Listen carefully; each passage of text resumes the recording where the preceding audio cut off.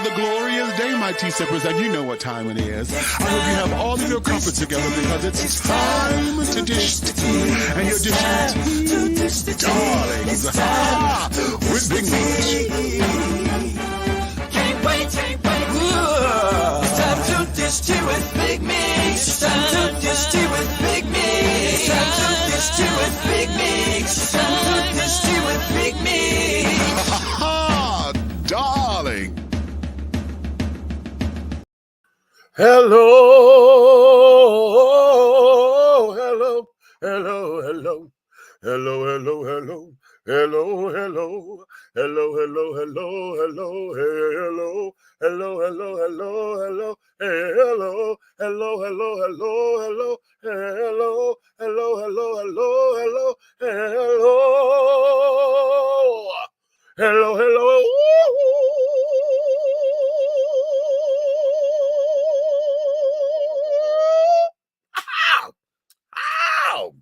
Hey, what's up? Hello to all of my tea sippers, my crumpet dunkers, my tea brewers, my pot stirrers, and my tea leaf readers, honey. What's your tea? What's your tea? It's another glorious day, my darlings, honey. And you guys know what time it is, honey. So I hope you have all of your crumpets together because, darlings, it's time to dish tea. And you are dishing tea, darlings. With Big Meach. What's up? What's up, honey? We've had a very interesting week, haven't we, honey? Okay. The last 7 days, honey, have proven to be very volatile, huh? Okay. However, we may end up talking about it yet again because if you try to catch my Big Meach moment, we were having many problems up in here, child, with our internet connection and carrying on. So the Big Meach moment was very glitchy as hell, to the point where I may have to just go ahead on and just take it down and try to redo it. But if I take it down, I'm just end up taking the damn thing down and then just make this to be the moment, okay? Because I was trying to get into a number of things. However,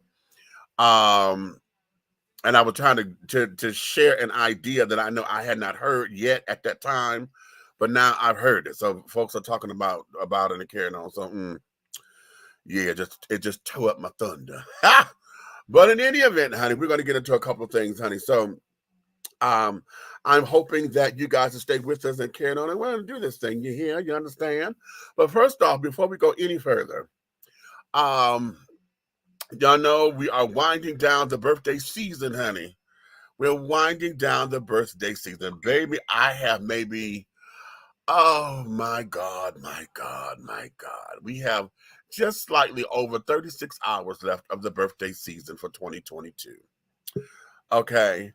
And so, you know, we're looking at over and figuring out what done happened, what's going on, you know, and how was it this year for me? And it's been a little that way,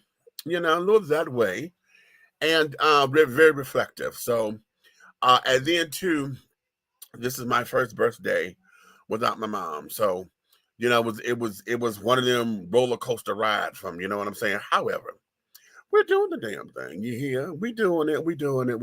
And we're going to continue to press forward.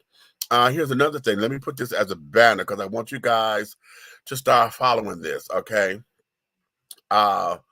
Wednesdays. What did you just say?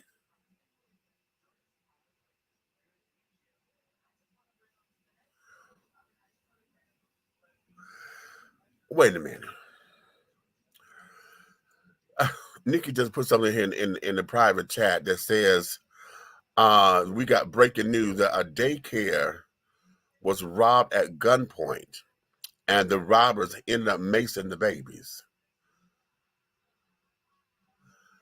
You know what? Okay, yeah. All right, hold on. I'm going to come back to that because, yeah. I was saying I'm going to put a banner down here, right? Let me create this banner because I need you guys to follow this show, okay? Mix Radio. No, it's Mix 106 Radio. Mix 106 Radio.com. All right. I want you guys to follow that because we have an opportunity that every Wednesday, from 10 a.m. until 12, I will be hosting a show there. Aunt Nikki is going to be with me from time to time. And it's going to be called Everything's College Park. This here is a collaboration. I've been trying to work with this young man for a little piece of a minute since he came into my consciousness. DC over there at Mix Radio, Mix 106 Radio. And so he had come to our College Park Citizens Association meeting, and where we meet, his studio is directly across the street from us. So it's like, okay. So he came over and to the meeting and wanted us to come over to his studio so we could check out the studio. Okay. So when we got there, he was like, listen, what you're doing and everything, you could be this voice and blah, blah, blah, blah, blah. And yakety smackety. So he threw this in my lap, right? It was like, listen, you could do this. And I said, well, usually I my show on Blog Talk was usually on Wednesdays, but we've been so focused here on the live video of it, we have not gone into the radio portion. So he threw something at me. I said, okay, well, I'll get back with you. Let me see. Well, this past Wednesday, what ended up happening, he wanted me to come and do a test run with him, right? Just come up in here and let's do a test and see how you like it, how you feeling this, that, and that. I'm like, all right, cool. Went over very well. And so now we're looking to go over and do Everything's College Park, where we're going to be talking about College Park, businesses and politics and carrying on. We're also going to include the south side of Atlanta with surrounding cities, East Point, Hateville, Riverdale, Union City, Fairburn. They call it Fairburn. Who else is over here? I said Hateville already. I'm missing somebody. But anyway, so it's going to be one of those kind of things. So go over there and check it out. And we will let you know what's going on from there. We'll let you know what's going on from now. You already know that we're also over here on Atlanta Hot Radio because Red got Dishing Tea up there. Some of my celebrity interviews and stuff, we're airing those over there on Atlanta Hot Radio. So I know you guys are up on that already.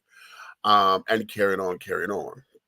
So we're going to be hitting around the way. We got Atlanta Hot Radio. We have Mix 106 Radio. And then, hey, we're through the hard way, honey. So that there is how this is going to be. So, yeah. So I'm going to let that run for a little piece of a minute. And then I'm going to bring everybody in because everybody's here. And we're going to get together. So come on up in here, Nick. And the big guy, Alan. Yeah, what's up? Hello. How's everybody doing? Snapping and captains. Oh, sorry, y'all. My bad. I got you in the background. Okay. Oh yeah. What I put in the thing, I sent you the clip. And when you start all goddamn ready. I'm not even paying him no mind. We try to be serious. We just got here. He's starting. I just opened the goddamn camera. And he's starting already. Okay. I just want you to know that I sent it to you on IG. Okay. When you go to open it, you're gonna have to slide it over from the first picture and then watch. Okay.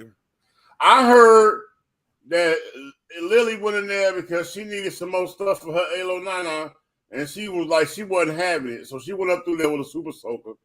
Well, it couldn't have been Lily, but it might have been the twins or Olivia because it was in Philly. It wasn't here. Oh, okay. It was out in West Philadelphia. Okay. Well, Will got everybody acting a damn fool.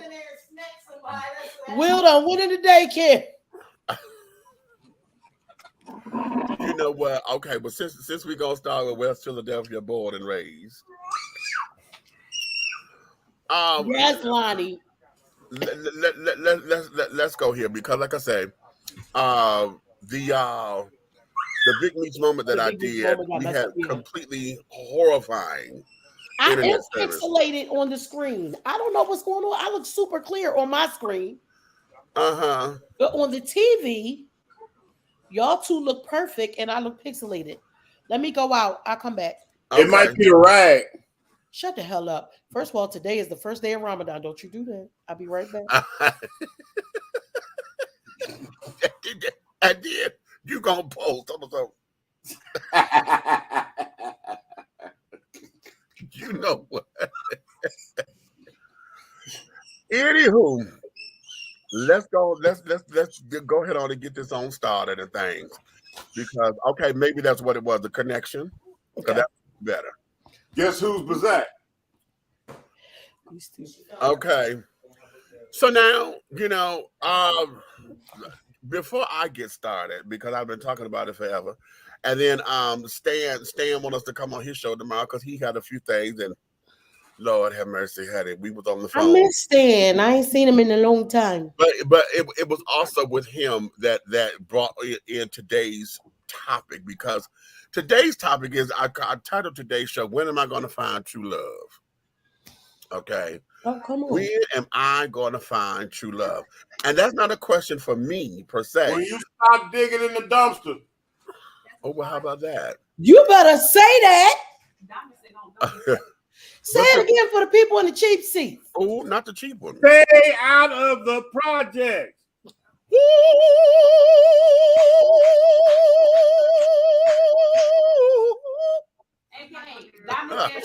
It could be some good people in the project. Oh, did I bump you? Huh? But here's the thing. I pose that because there's a larger question here. Okay. Yeah. Someone put a TikTok up, and the guy was talking about, everybody's looking at why is it that black folks, the age-old question, when they get successful, everybody have, white spouses.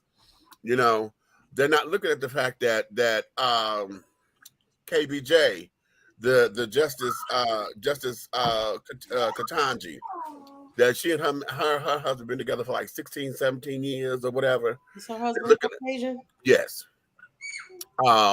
They're looking at Vice President Kamala Harris, okay, her husband. They're looking at well, I'm gonna get on him in a minute, but Justice Clarence Thomas, his wife, is Caucasian. They're looking at Alfonso Ribeiro, his wife is white. Robin Roberts, her wife is white. Don Lemon, his husband is white. Raven Simone, her wife is white. Yeah, Raven Simone, she was just on the View today, right? She has a white wife, okay? And so now, yeah.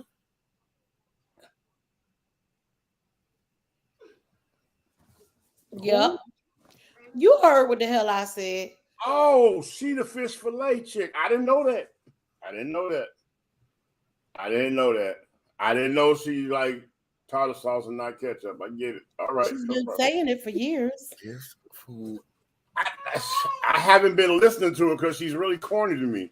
But she absolutely is, because she said she loves to point out that she's not African American. She's just American.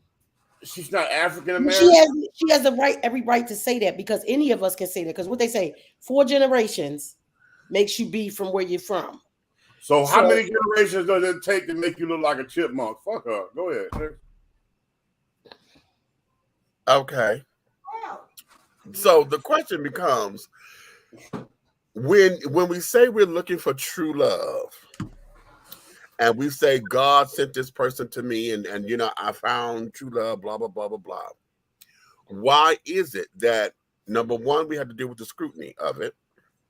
Okay, because oftentimes your partner is someone that the other folks don't like, or you're outside of your race, or is it really true love, or are you settling? Because those, there's a whole argument of you're outside of your race because you're looking for the come up. You know what I'm saying?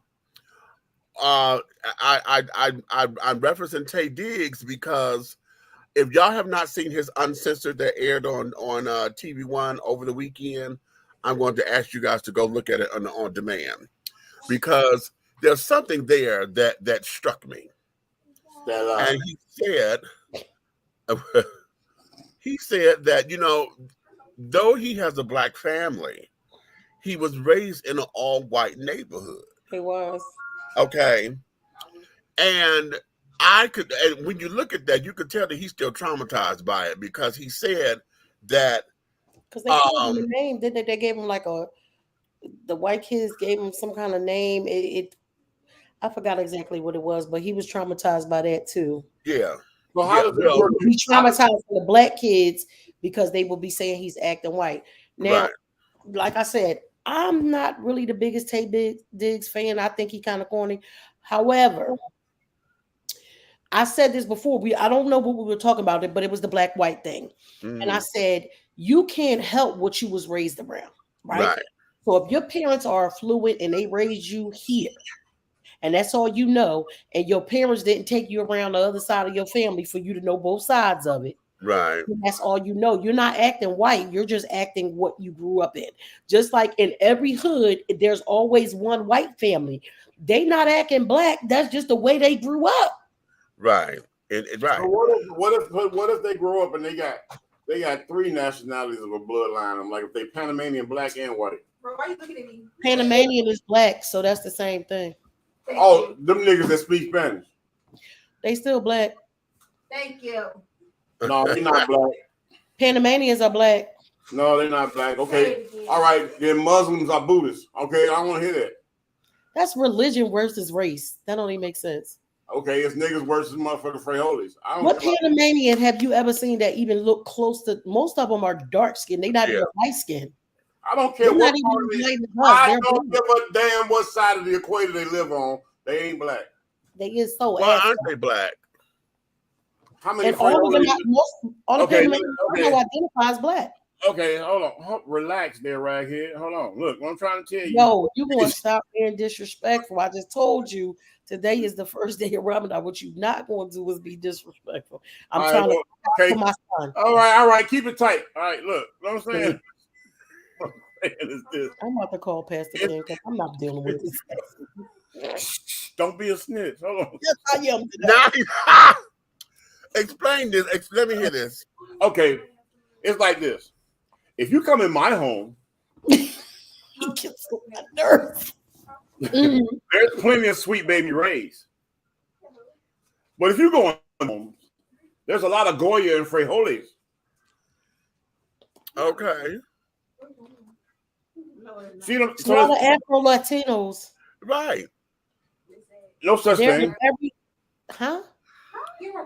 No such thing. Yeah. You is an entire lie. You either a stick or a nigger. No. The only difference between the Hispanic people and us in all those islands is the port stop. Is the frijole. Where the slave ship stopped right there. That's it. They black. But we use Wonder Bread and they use tortillas. And all of it lead back to Africa. So what you talking about? You ain't know nothing about no Africa. Well, I don't know. From your outfit, you probably. You know what? You already know that ain't what you want to do with me. That's all I study. What you talking about? Probably I'm trying to watch a Nollywood movie right now, but we on the air. What are you talking about? Oh no. You will be on the air. Listen. A lot of that. We're on the air. A lot of that. You know, but you know what? But there is a point here, because you know a lot of those who come from the islands and carrying on, they they disassociate themselves from black culture here. They disassociated from here, but not from Africa. Do you know that? Now I've heard that. Because of they don't want to be associated with us. But that's the same thing. Hold up, wait a minute. Let me put some Negro knowledge in it. Low, check it out. Them crackers go over there and will hug a bush nigga. Over in Africa, the white folks running around like all black people are beautiful. Soon as they get over here and smell the doggone bonnet on top of doggone your boy head, they like, ooh, the air is full of Trump. I don't You know like what? that. I'm glad you just said that, Tom Red. said the air Because, is full of Trump. I'm so but listen, no, because Fuck listen, you. even though he said to be ignorant as hell, think about this. Around the world, the Africans, the people from the islands, other people from around the world, like he just said, they will go to Africa, any of Right. the Latino places where they're Afro Latinos, Haiti, everything. Love the black people to death. There has been a stigma put on us here in the United States, which is so messed up because we had nothing to do with it. Right. You know what I'm saying? They bring us here, treat us like shit, make us be slaves, then do the Jim Crow shit, kill us live on TV, all kinds of shit. But then portray to the world like we're bad. And remember back in the day, they used to tell everybody, "Oh, black people was rapists and robbers and blah blah blah blah blah." All the shit that would say about us was the shit that they was doing to us. Okay, let me tell you something. I'm going to say this right now because my daughters are here and they didn't hear this and they millennials now. Y'all never heard this. But when we was coming up and I was y'all age, you know what they used to say about us? Huh? They said all niggas had tails like monkeys. They used to talk to me when they go. Oh Remember, God. Yeah, they say that. Not just that. Because remember, Red, in Germany, the older people, they still believe we grow tails at night. Yeah. That would be the opposite way around because they look more like monkeys. Come on, they the mutation, not us. We're not the Right. mutation. Not that. I'm sorry. But real talk, they used to literally like a white boy that never been around niggas and he tried to That's be right. funny. He will ask you a dumbass question like where's your tail? I've had that. Yeah. When we first went to Germany all them years ago, and Brian was trying to explain that to me. He said they think we grow tails at night. I said, the fuck? Yeah. We do what? But a lot of that now just in that, because especially I've lived in New York and a lot of the islanders, honey, you know, there's a cultural difference, and I think that's what a lot of that is cultural, you know, because they, you know, those who speak patois and Spanglish and all the other different iterations of it. Hey, what's twat? What'd you say about twat? He said patois, not twat. No. But for those of you people, let's make sure we keep the knowledge running. For all you people who think that Jamaican people and people from the islands are speaking Jamaican, there's not a different language. Let me explain something to you. Back in the day when we were slaves, it was a way to communicate with each other without the slave masters knowing.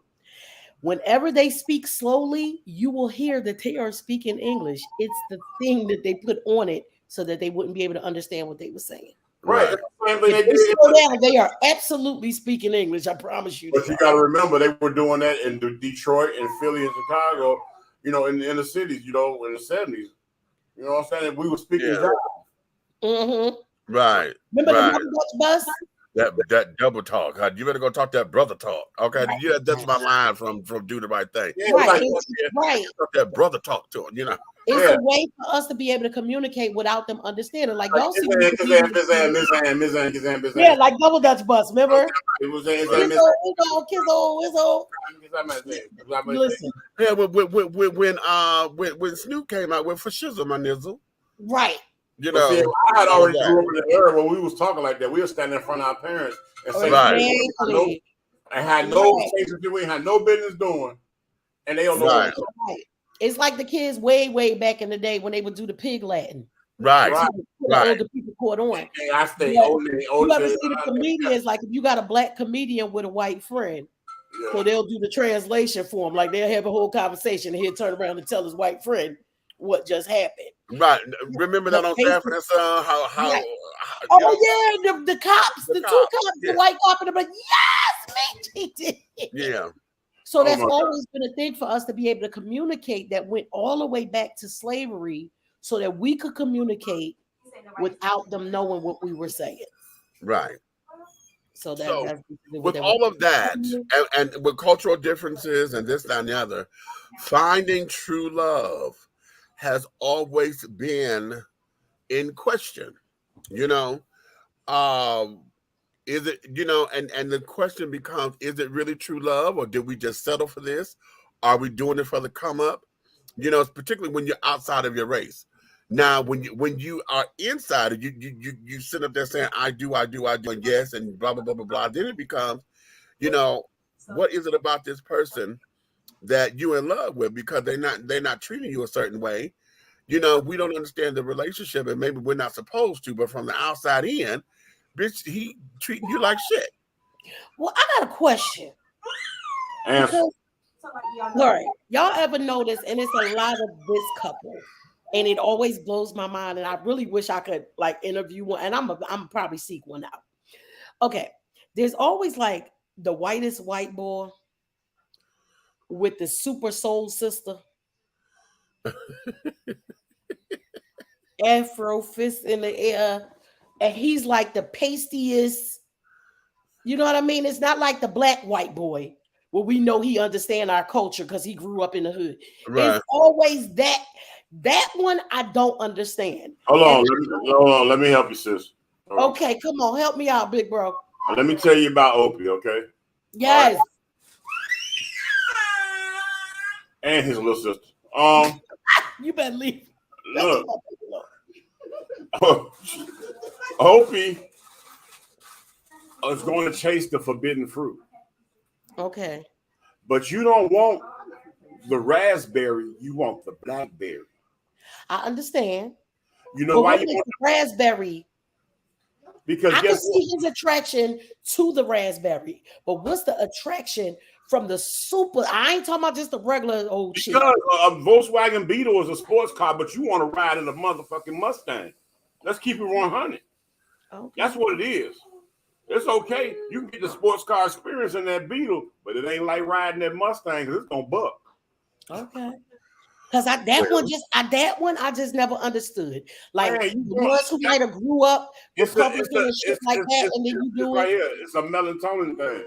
Mm-hmm. Even when you got those girls that look like Alani and Alo Nana over there, you know what I'm saying? Mm-hmm. Like them girls that look like that chase after the darker and pigmented man because they have some type of doggone inner thing going on with some insecurity about their color and their complexion. Right. Because there's going to be more kids around them darker than them. Mm-hmm. And they're going to feel like they don't fit in. So in order to fit in, I can't get color from the sun, but I can put this big black nigga next to me and he's going to change my skin tone. Well, he at least going to change my baby's skin tone. Right, because you always. But that's what I'm saying. Like, I'm talking about the, like Meach say, the power to the people children, right? The super melanated chocolate sister rocking her fro in her, head wraps and African garbs and crystals and all kinds of stuff. She's going for Opie, and I just be like, wait, she's going for Opie because the average black man don't want to deal with her strength. True. He don't want to deal with her strength. He needs a woman that needs him. Okay. All right. Now, okay. I believe sometimes those relationships are organic. I do. You might be working with somebody for a long time, y'all let's say whatever, and you fall into it. We know there's some gold digging ass motherfuckers who is on the prowl for it.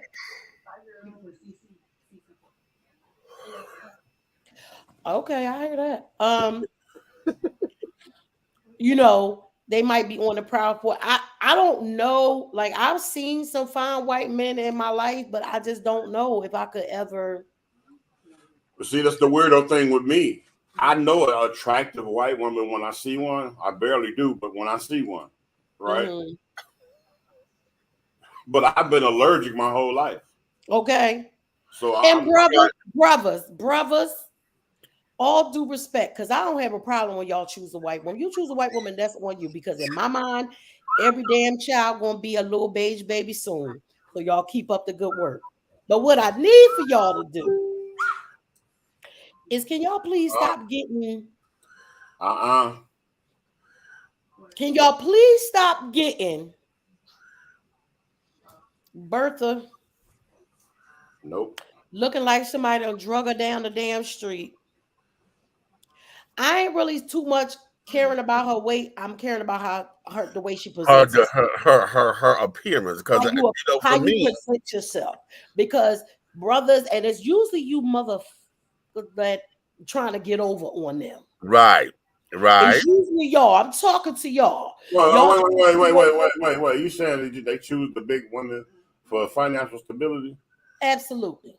Because you won't be able to treat her any kind of way. You ain't got no job. You're using up all her money. You're doing this. You're doing that. Stop doing that. But what about the baby? Because if you want to be with one, baby, you need to find the baddest one that you can. Here's the thing, too. I don't like it when it becomes slovenly and they get the ones who are all, they look dirty, and carrying on stringy hair. They have no sense of class about themselves. Right. I just want you to present them right. It's not about to wait for me. Just present them right. Then I'm gonna go wait because and usually most of the time, a lot of these guys that pick these particular women are usually dealing with their own sexual issues anyway, sexuality. Because if they're not picking the real big girl that's stringy hair and dirty, and look at Aunt Kim like she 2 sandwiches away from becoming a tent. Okay, on my 600-pound life. Right. Then they get the real stringy girl, honey, the one that has no body, that you look at her, she has self-esteem issues. Right. She looked like that girl that was on my TikTok. Remember Red when she turned around and her booty was just like this? She started laughing. She said she looking all mangy. Right. Okay. Yes. That's perfect. You know what? I'm gonna be honest with y'all. I had a white girl chasing me when I was in the military, right? But it was like no matter how you scrub her, right? It still had trailer park on it. It was like I was like trying to figure. I'm just not. I was trying to figure out. I know this girl was taking showers because it was mandatory. She was in the military. But every time I see her, whether she got on a new fresh uniform or not, it still looked like, you know what I'm saying? So every time she was in my face and she had time to try to flirt, I would give her a bunch of stuff to do so she'd be away from me. You were horrible. Okay. I can't. You were horrible. And you know what? Look, nigga, I don't like Alka-Seltzer, okay? When I get sick, I drink doggone NyQuil. You know the dark stuff. Drink Alka-Seltzer Plus. Okay. Well, see, that's the half-breed stuff. We got the plus in it. Shut the hell up. We're not going to be talking about, listen. We ain't talking about my other thing, okay? We talking about here is where this is to keep us topical. Because as you can see, everything here, we done went into all different kinds of places, okay? But when we're talking about trying to find true love, what is it that we're looking for? Do we ever have that? Do we even know what the answer is? What keeps us in our own way? How is it that we end up settling for what you claim is supposed to be your true love, but it's not? Okay, let's play a game through the hard way. Mm-hmm. Based on what you said, Meach, okay? We're going to take this. We're going to take it counterclockwise, okay? All right. Meach, I want you to tell Nikki what you think a true love is that she even looking for in a few sentences. Nikki, you tell me, and I'm going to tell Meach. Wait, hold. Say that again. Let you start that shit over. Wait, what you say? He's going to tell you what he believes you're looking for in a true love from the analogy of us being as close as we are. You know what I'm saying? Oh, okay. And then you're going to tell me what I believe a true love is, and I'm going to tell him. Okay. I tell you. I don't think that's fair for me to have to tell you. Yes, it is. Okay. Come on. Yes, it is. Okay, now, Nick. Yes. What I believe your true love is someone who is patient, understanding, but knows how to give you your space. You need someone who is attentive to all of your needs. You need someone who you really want to be a submissive woman to your husband. You have not been able to do that because for a long time you have always had to hold everybody up. You're looking for somebody that's going to hold you because you really want to be the cute. You really want to be cute and flashy. and want to be, you want to be prissy. You want to get your hair and nails done and shit. Okay. And also, oh, you said you want to push out? Okay. Yes, they. I was waiting for him to say it. You want to push out? No. Oh, right. Okay. Yeah. Right. Okay. Okay. All the Okay. time, And honey. how you know? Okay, see, y'all know me too much. Talking about my Yes, push-out. we do. Yes, we You do. wanna, okay, you want to be pushing fishy and carrying on. Okay, just fishy. Okay, and also,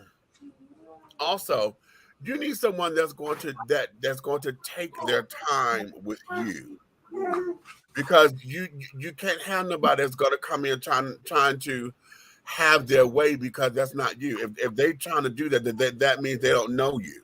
You need somebody that's going to take their time. You don't want no wuss, but you don't need that. You don't need their hard alpha either. Right. Okay.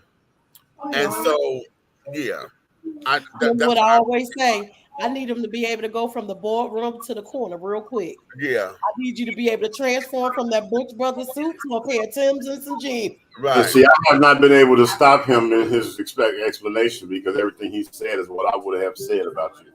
Yeah, he's absolutely he's absolutely correct. He's absolutely the analogy I have from you all the way down to the boardroom to the bedroom. You know, I need all that. Yeah.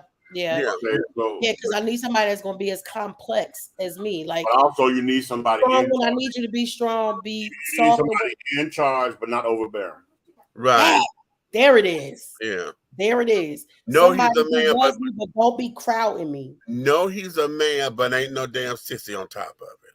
Period. Right. Awesome. Okay, so it's time for me and my brother now. All right, you do that. Let me give me something to drink.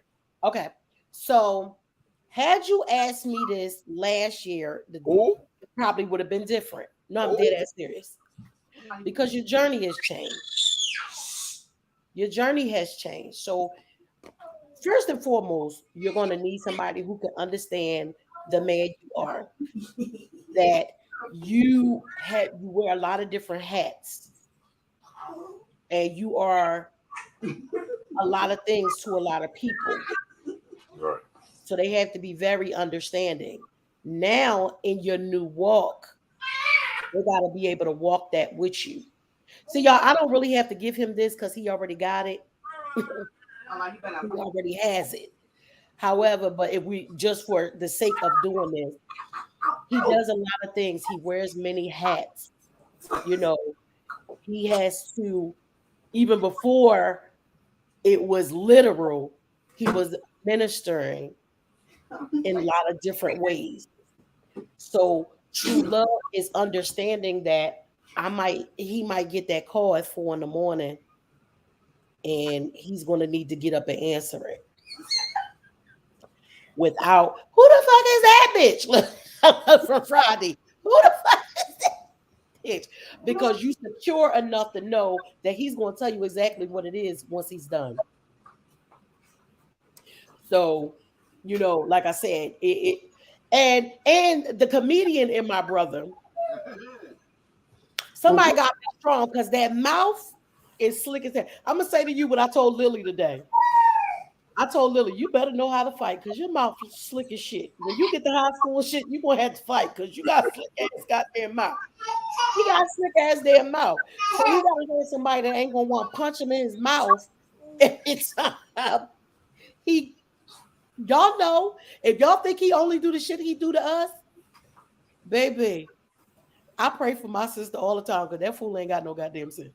Okay? At all. So that's what I would say. Huh? You hear something? Lord, I don't care where I go, they throw their panties on the stage. They throwing the drawers at you. Who threw the drawers? But yeah, that's what I feel is basically somebody who has to be understanding and know that you are strong for everybody else. So they're going to have to be the strongest for you because you are holding up so many different things and so many different people.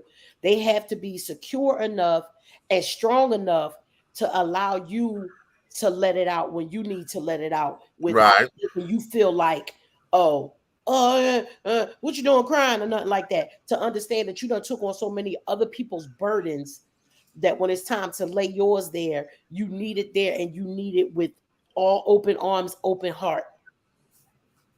That's what I say for you. Good job. Thank you. You think I did a good job, Meach? Did I do a good job on? Yeah. All right, let's get. You had to go get a drink because he already. Why you get that drink, Meach? Because Red got you. Well, my birthday. Let me hear this, Jesus. I'm gonna be honest with you. You need a no-nonsense kind of guy. Not nobody older than you. You need somebody between the 5 and 6 year realm under you. Okay. I always say 5 up or 5 down. It can't but he needs the 5 down. Okay. Because at the end of the day, whether he top or bottom in this relationship, he's still alpha. Mm-hmm. And one thing about him, he likes to control the narrative when it comes to intimacy. He knows what he wants, and he knows how to give you what you want because he's going to take the time in the beginning of the relationship to get to know who you are and what takes you there. Because sometimes you can get an orgasm with all your clothes on. I'm trying to tell you. Hot damn. Oh, yeah, because that's the next. That was the one thing missing from my. I need you to be able to stimulate this. Yeah. Because if you can't stimulate this, baby, the other shit ain't going to work. That's ain't. Right. And you're right, because if you can't stimulate your mind, then you're going to have to wear one of them all the time. You got to tighten it up. All the time. All the time. You know, my head hurt, and I'm going to take it off as soon as we get off the air. Come on. But, no, at the end of the day, I'm going to tell you, Meach is very simplistic. All he needs is a no-nonsense situation. And another thing, he has already dealt with the needy. He's dealt with the needy. And by him being a person that will give you his whole heart, give you the last off his back, this nigga will walk around shirtless for 10 days if it means somebody else is out of the elevator. Tell it. You know what I'm saying? But at the end of the day, he needs somebody to meet him halfway at that same platform. Because that way he feels the give and take is not in vain. So all his gift, you know what I'm saying? Because he don't like to feel used, he like to feel appreciated. Exactly. And we at that point where we tired of having to fix everybody else. Where the fuck? Right. Is that like, when do I get to put my tool belt down and become the project for somebody else? Yes, come on, Bob the Builder. We need you to come through for my I don't mind, you know what I'm saying? He wanted people, he don't mind nobody building him up. But he's going to assist you in telling you where to start screwing. That's my brother. He's simple. Unintended. Unintended. Yes, God.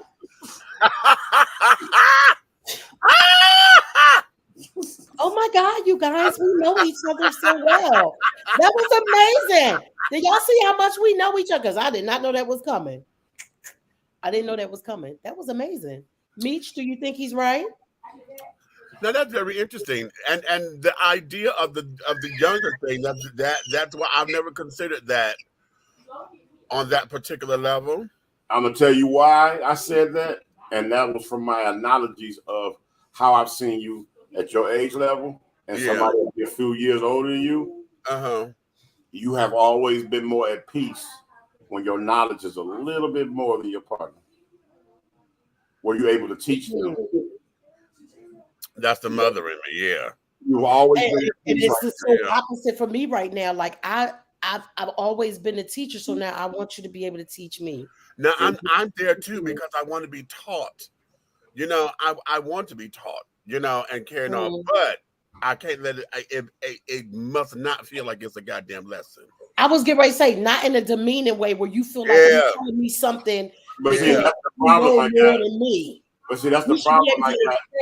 We should be able to exchange. And you're right, that exchange of energies, and that right there is something serious. It's a powerful force. It's a building force. Yeah. That's something serious. Like I keep seeing when I talk about the children. As I've seen, and I know so many people. I mean, if you really know, like when I say I know a lot of people, like I know a guy that's probably about how old is Dixon?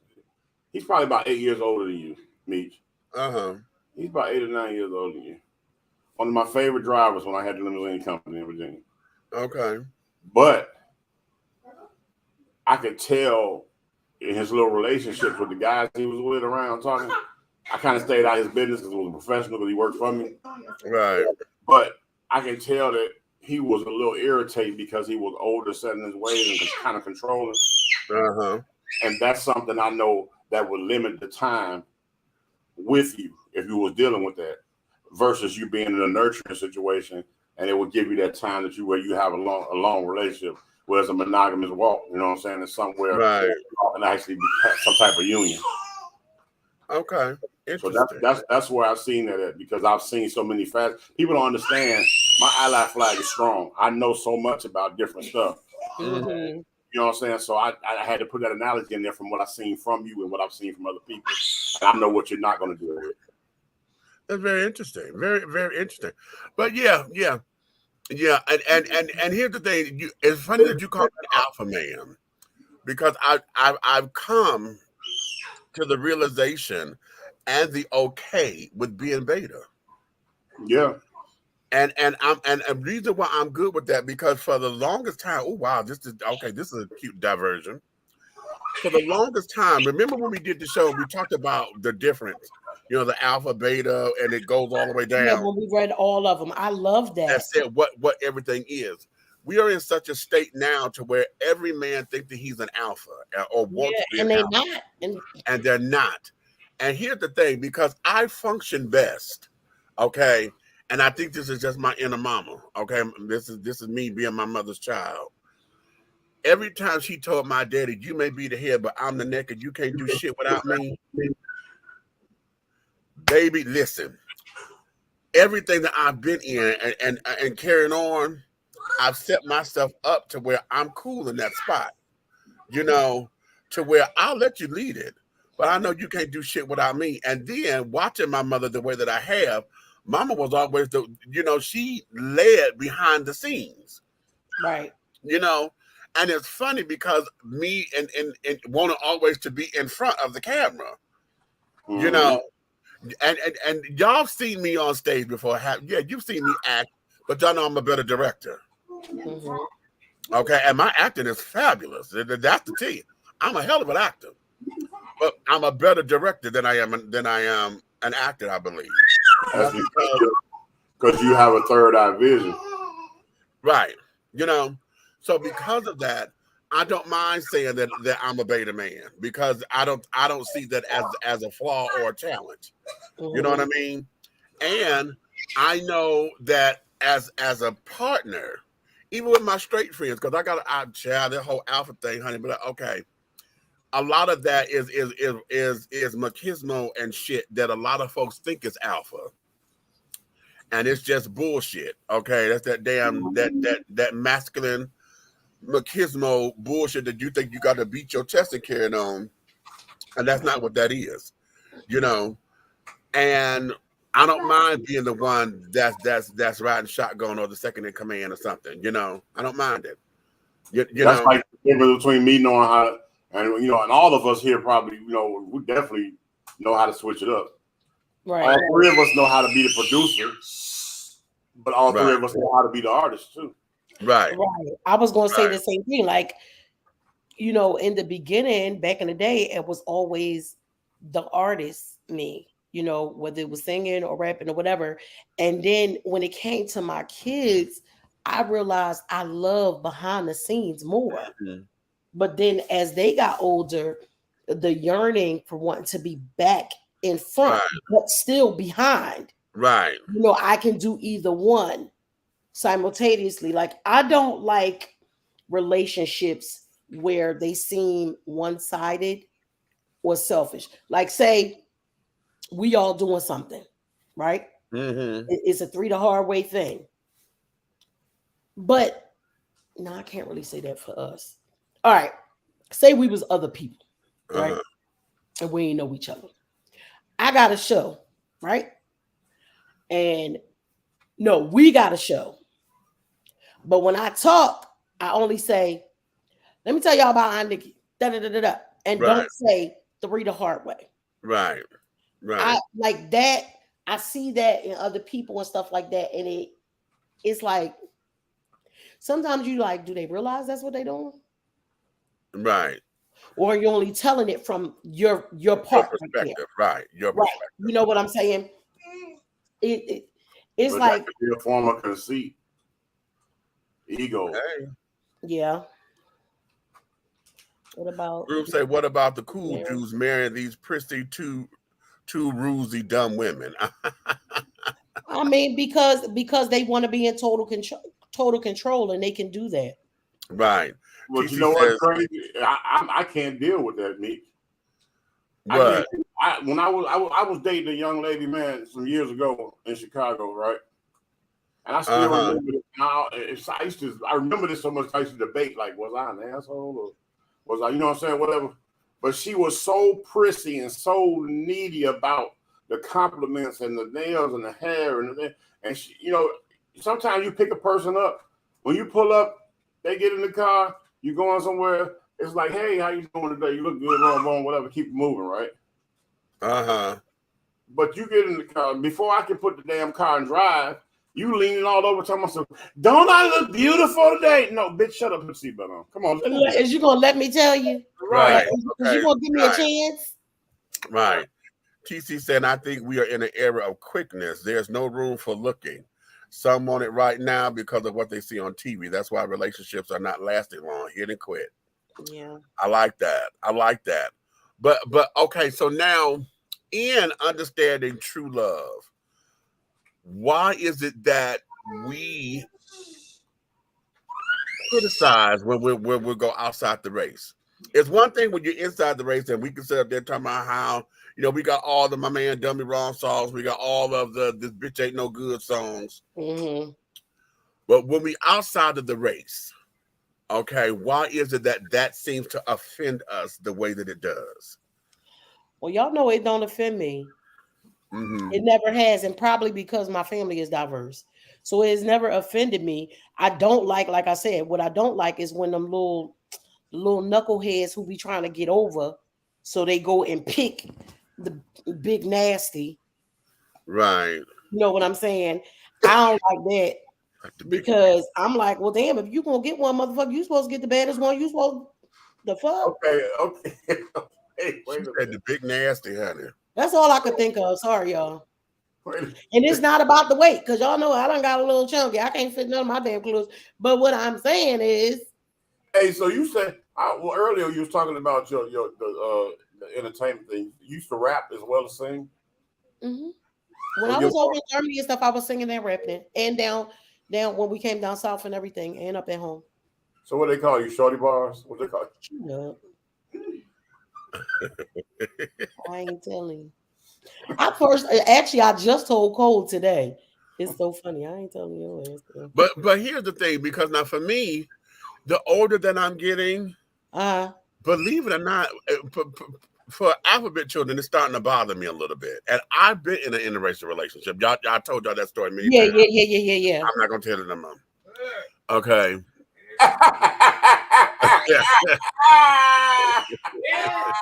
That was it was a doozy. Okay, so tell us why, though. Tell us why. The reason why it's starting to upset me a little bit, well, I don't know if upset is the right word, because I'm always one who advocates looking for love where it hits. You know, I don't mind those who say I am exclusive. Okay, I exclusively date this and whatever. The problem that I have with particularly with people who exclusively date outside of their race, and I'm gonna say that again, who exclusively date outside of their race. That makes me think you're not looking for true love. When you say I only exclusively date this, that means your heart isn't open for whatever love is supposed to come in. Well, here's where it is. I'm gonna flip that just a little bit. Not that it's not open. What it is that you're telling God, the omniverse, the universe, or whatever, that you're putting limitations on that. That's what I'm saying. You know what I'm saying? Yeah. And so if you're looking, that means that it's going to be that much harder for it to show up. Because now you done put expectations and limitations on it, and what's right in front of your face is what you're gonna always overlook.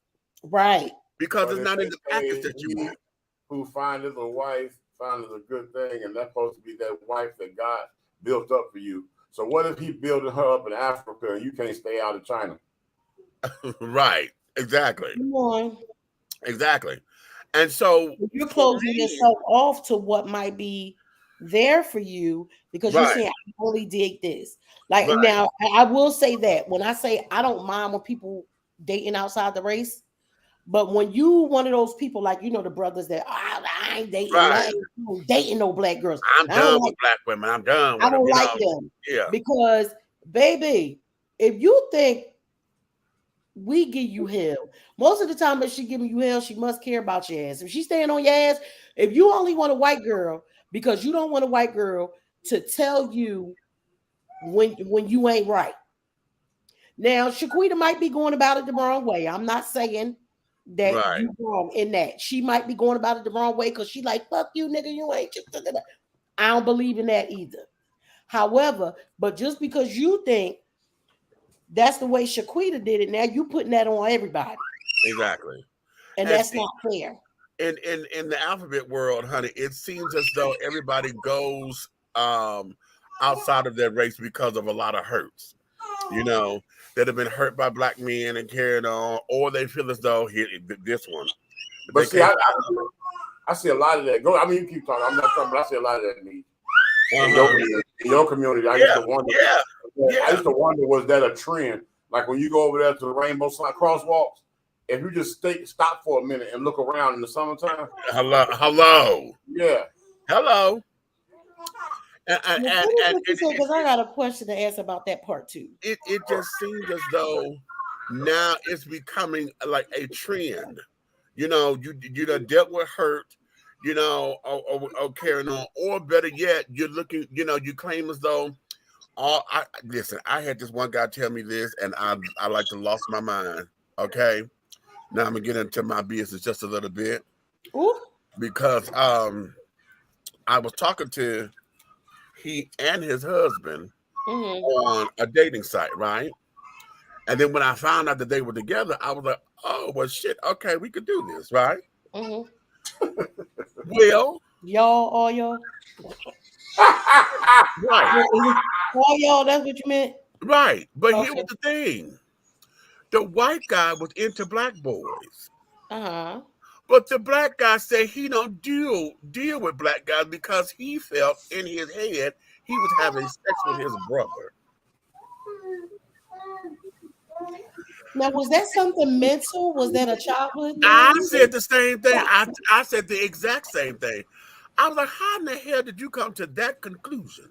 And then I said, okay, no, that's a trauma. Now the guy swears up and down it wasn't no trauma for him. And that he that was like a power to the people move. Okay. Yeah, that sounded like trauma to me. But it sounded like that, and I've gone into spaces where, like being around, especially when black folks that done came from the hood. But as soon as they start dating white folks, all of a sudden everything about them changed. Now, hello. Everything about their speech is this, the kind of music that they listen to changes or whatever. And I'm not saying that their palette and their horizons didn't expand to where they appreciate it. Now it becomes, okay, this is my way of life right now. And I often see it becoming not necessarily a minstrel show, but I just see it that, okay, you are forsaking your culture for love. You know what I'm saying? Love, though. But right, and that's what I am. And then now here's where this is, and I know my road dog done put this in my head because I know this is where it comes from, where it started from. When I look at relationships, particularly when I'm watching porn and interracial porn, particularly alphabet children porn, I can't stand to see no black man bottom for no white man. But isn't it true on the Oreo that the cream filling is in between the two chocolate cookies? Okay, but then they want to be double stuffed too. Okay. Maybe they need to buy the fudge version. You listen. No, You that's be nasty. starting this shit. That's nasty. Right. So you know.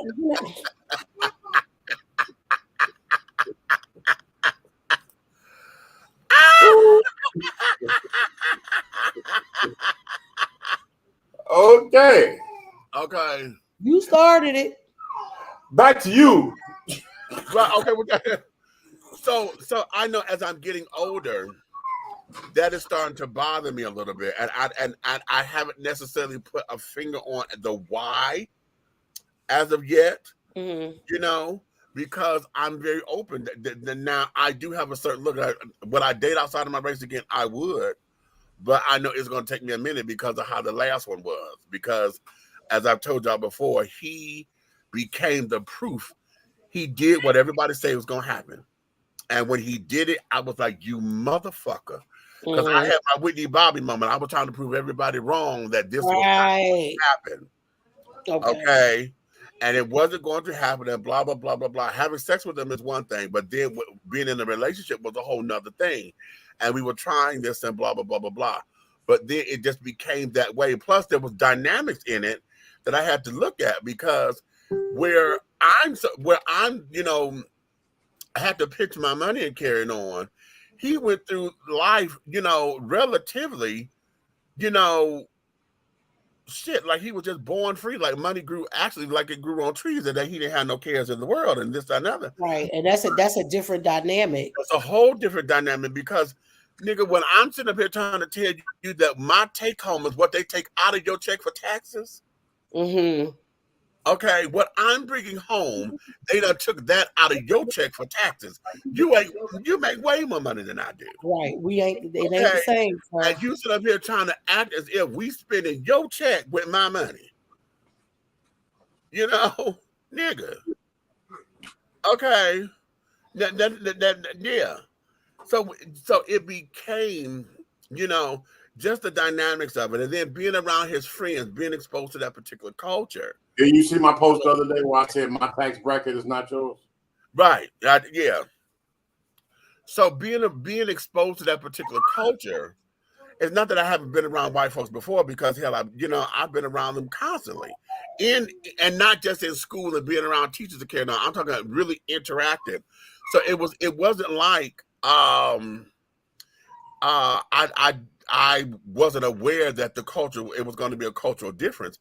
The thing of it is that they have never experienced anyone like me. So now I'm the one that's on show.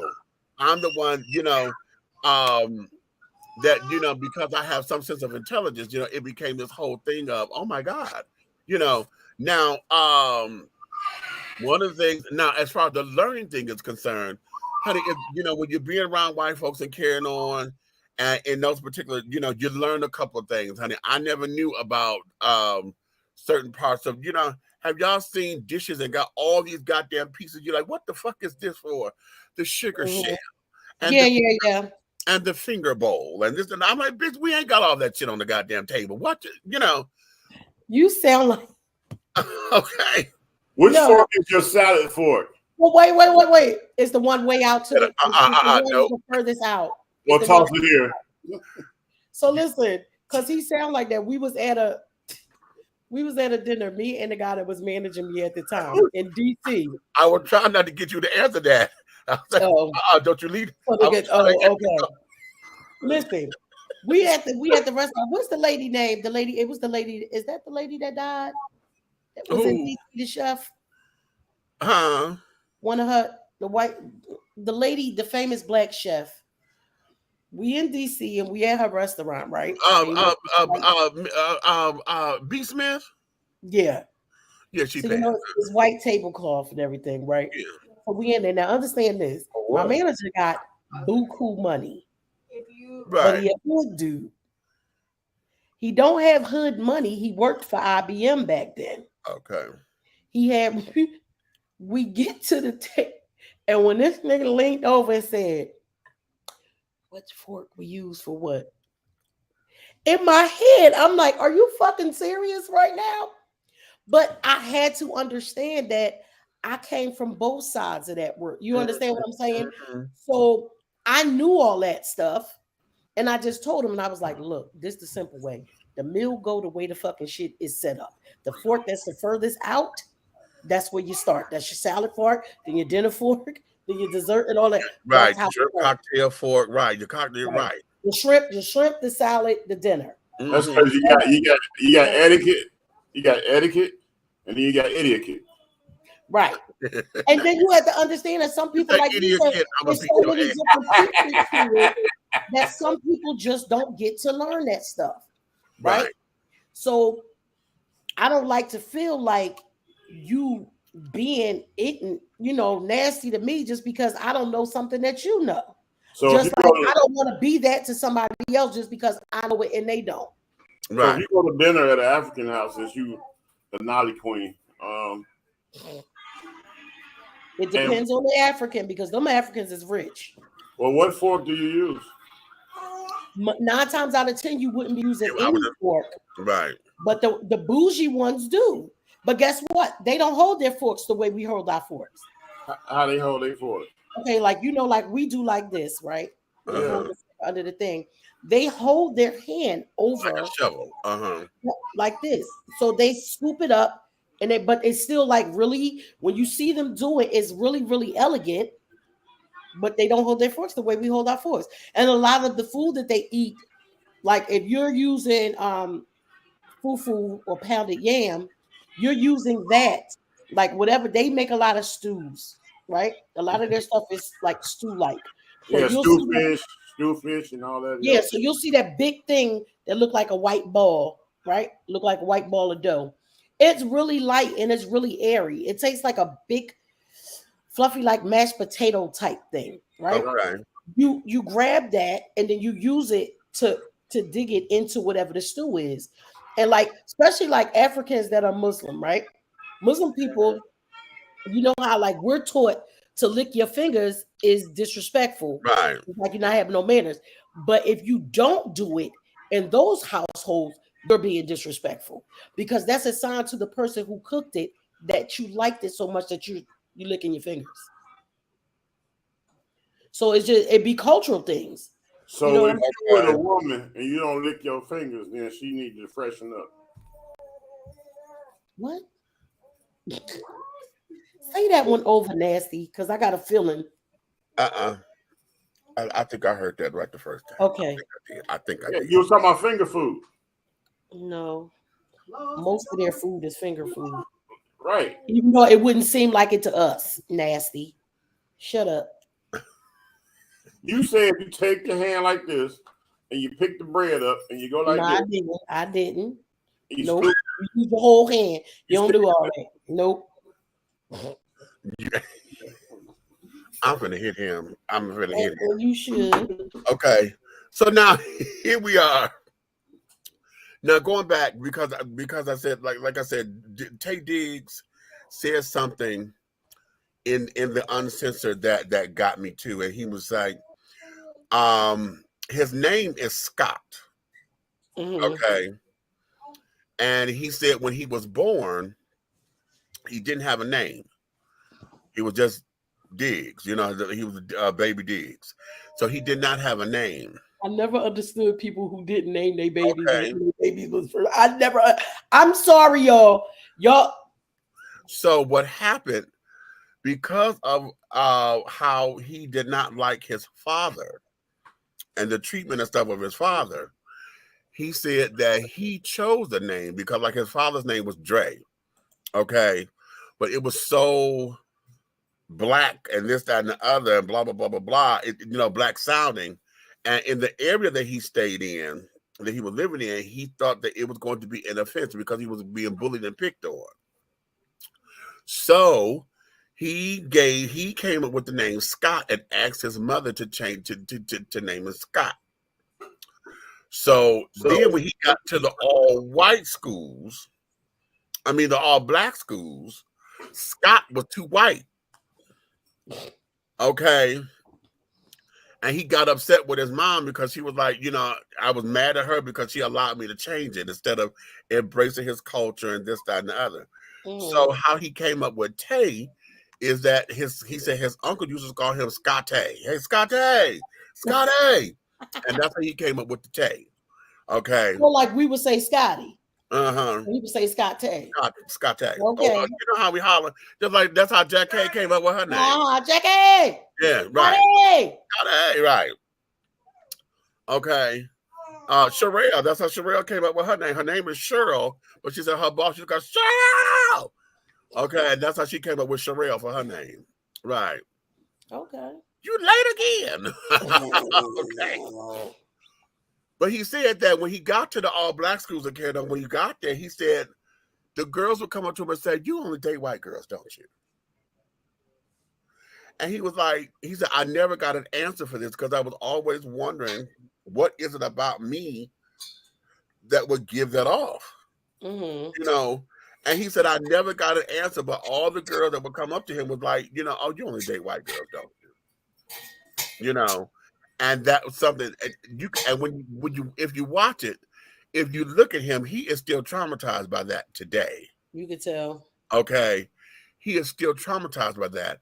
And then to go on, and then his first wife, you know, his first wife was a white girl, Mm-hmm. you know, and carried on. So it became that. So that's why I'm into this with this subject today, because we as Black folks as a whole, you know, when we see those who start making money or whatever, we always say, oh, they always go and find them somebody white to partner with or this, that, and the other. They don't never stay with the sisters or the brothers and blah, blah, blah, blah, blah. But then I'm looking at all the other variables, because when we say God sent me the love of my life, are we mad because folks say that and we think that they're giving an excuse because they don't want you in their business? Because you know how we do. We throw God on anything, honey. What God, the Lord told me. And, you know, as long as we do that, that's our quantifier, you know, to try to keep folks up off of us, but it don't work. Okay. So what is that, you know, that we look at? Is it something that, you know, is it really a thing? I know for me it has been, because I'm like, okay, when I know and I really believe that this is my spirit talking to me, you know, because everything about me is in alignment with all of that, then I know what that is, and can't nobody sway me from it. You know, explain it to me. Uh-huh. 2 separate occasions. Right. 2 separate situations. Mm-hmm. One time I was in the military and I had some white associates that was on the ship. They wanted for you know, for this particular year, it was my birthday and they wanted to take me out, the co-workers. You know what I'm saying? Mm-hmm. And I was like, you know what? Why not hang out with the group of the white boys and see what's happening? Right. So we go out. They got a whole thing set up to get me wasted. Okay, I wasn't no drinker. I ain't never really been like that. White boy wasted? White boy wasted. So they got me wasted. So we're in, of course, a white strip club. Mm-hmm. Right. Now, I know what happened then because I'm wasted. They had the strip club do a whole little birthday cake. The strippers bought it out to me and all that. You know what I'm saying? You know what I'm saying? Pancake Booty Betty and all the rest of them. They just come out and Pancake Booty Betty. We see somebody like that the other day, didn't we, meet? Yes, Lord. They come out right. And they doing their thing for me for the birthday. And the one come walking down the runway. You know what I'm saying? We're gonna call her Toothpick Tammy. She come walking down the runway, right? What's her name? Toothpick Tammy. So she come walking down the runway, and she I don't know what she was shaking. They wasn't twerking back then, so she was shaking something, and she was dancing. So she get down on the floor in front of me, trying to be seductive, right? Right. So she do this move, you know, it's a common stripper move where they roll back, and then they come and when they roll back towards you, they open up their legs and they kind of lay them over your shoulders. Right. Mm-hmm. I threw up all over the girl. Soon as that doggone raw, uncooked meat opened up in front of me, I couldn't even, it came, it wasn't even no heave, go. It was just go. It was like I just saw somebody cut open or something. It was ridiculous. And I jumped up and there was a trail coming out of me all the way out the front door. They had to clean that up. Now, that was incident 1. Been drinking. I blamed it on the liquor and everything, right? And the cake mixture, okay? Now here I get take one for the team for a fellow friend of mine that date white girls. But he telling me her friend was mixed or whatever. I'm like, you know what? I'll go hang out, you know what I'm saying? Keep her busy while you tip off and do what you're going to do. Because that was the problem. She kept bringing the third wheel. She couldn't, you know, he couldn't do nothing. Right. Okay, so I go. So I go. And I doggone, you know, I hang out with him. And when I get there, you know how you walking up? And I see this white abominable stove man, right? And then I see this cute little bunny rabbit, right? And the first thing I'm thinking, I seen. They want to start calling us racist. I seen White Medea, right? And I said, Did you hear what the hell he said? And so I was like, I was looking. Thank you, because I'm over here doing other work and I can't put mine off. Thank you. Like, I looked, you know, and most of the time when you take the one for the team, you start thinking, as you walking up there, you're like, Lord, White Medea must be me. So here it is. I get up there, and as we get closer, White Medea step off and give him the big hug and slob him down. I take the deepest breath in the world, like, whew, okay, the cute little bunny rabbit is me. Okay. So we get up there, next thing you know, the cute little bunny rabbit, she fired up. She like us some big red. Okay, all right. She all over everything. We had a good time. Went to eat, boom. They come up with the idea because now they primed up. Get the room.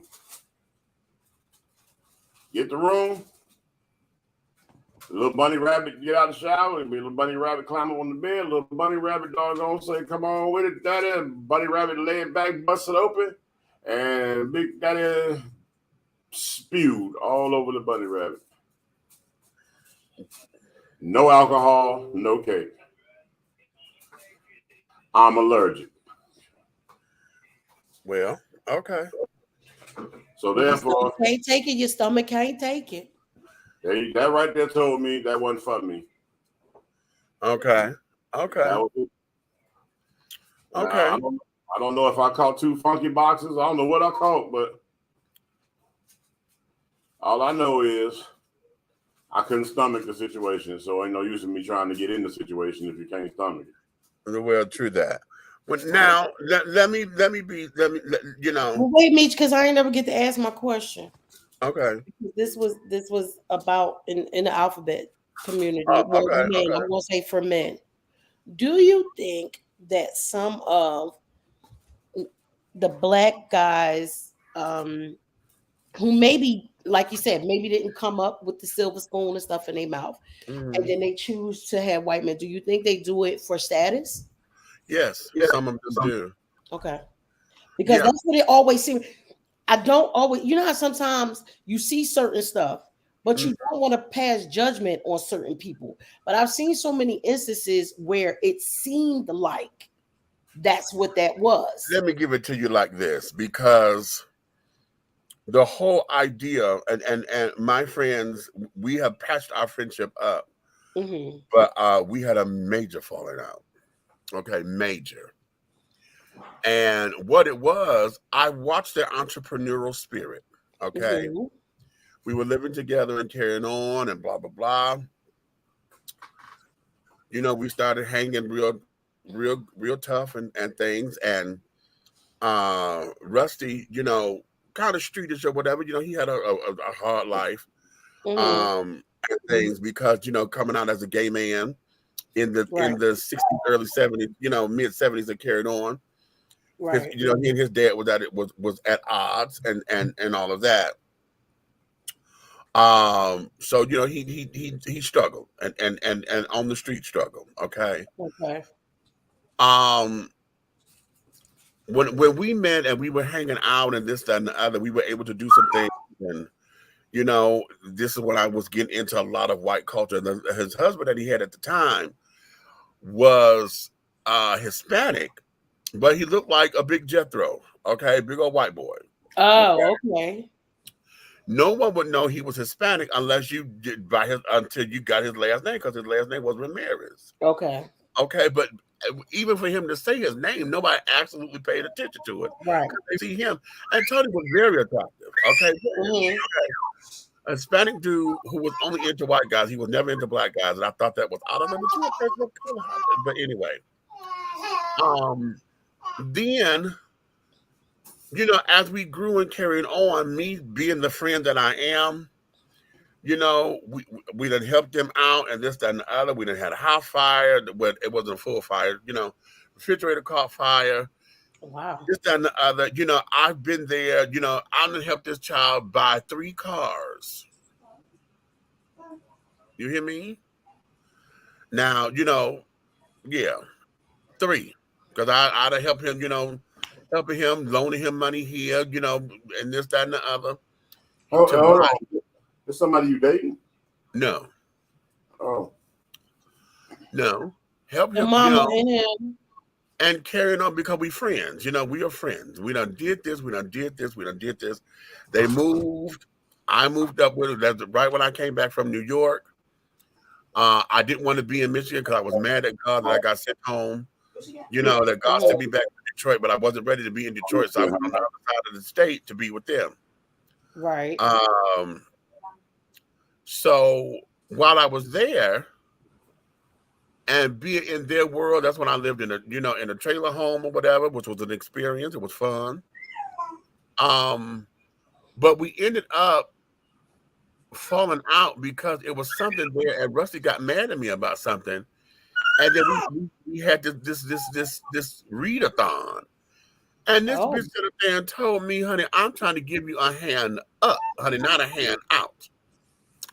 And I said, well, bitch, what you trying to take me from the gutter to the goddamn curb? Because it's not like you did shit for me. I said, so hold up. And, let me, let's do this. Because if you want to talk about who did what for who, that was me who did this. That was me who did this. That was me who did this. This is me helping you keep an account because you started a business and didn't have no money to hire anybody. So what did I do? I helped come in for you to keep a goddamn account so that you could say that you are a goddamn cleaning service. And so we went to go make the little money. Okay. So if this is going to be something, no, sweetheart, no, it's not that you gave me a hand up. I'm the one who sat there and reached out my hand to you to help you flourish. And yet who got burned? I did, because when it's time for me to do this, y'all ran down to Detroit to go help Nikki. You didn't come help Samantha. Y'all helped Nikki Stevens, not Samantha Stevens. Oh, so it's like I know what you are, but what am I? And that has always sat with me, and like I said, we made up since then and carried on, and all of that. But it put me into this world, and I know in dealing with them, everybody saw me in a different light or whatever. I never was one to throw away me for the sake of being around them. It became an education because I don't know all the stuff white folks do or whatever. It was like every time we turned around, they knew something. Oh, let's go rollerblading. I'm like, okay, child, I don't rollerblade, child. We gonna be, we went on the boat, and everybody, you got friends who know about the boats, and so we learned about the mast and the this and the that. So it was like it became a cultural experience because now I'm around folks who do this kind of stuff that most of us was only dreaming about or only seeing on the television. Just like in Paris is Burning, when the child say, honey, okay, when you go to white America, honey, they got the pool in the backyard. We got to go turn on the fire hydrant, or we had the swimmobile come around. Okay, in Detroit. What's a swimmobile? Huh? What's a swimmobile? You don't know what it is? Did you have a book? Did y'all have a bookmobile? Like the library that was? Yeah, we had a bookmobile, but not a swimmobile. A swimmobile is just like the bookmobile, but with a pool. Stop it. No, honey, they would sit down there, and in the summertime, that was a city program, and they would have the swimmobile would come to certain neighborhoods, and there'd be a portable pool, and they would park and set it up and everything for the folks to come. And now, see, I guess because for us, like we had the y'all, how everybody say fire hydrant. Y'all know in Philly we call it the water plug. So We had that, but we also, my grandmother's house was down the street from the recreation center. You know, and back when She said, what "What's is a a pancake? pancake booty?" I'm assuming a It's big flat flat, booty. baby. It's Yeah, flat. baby, just like a pancake. Y'all have to groove. One thing about Eat Groove, honey, she's blind. So these references she may not understand because she's never seen it. Okay. Oh yeah, because she's never. Yeah, it's flat, baby. So we had the swimming pool down the street from my grandma's. Now y'all know at my dad's house we did have the pool in the back. This fool is stupid. They were called storm drains. Tell him, Stan. We turned the water plug on to get it popping.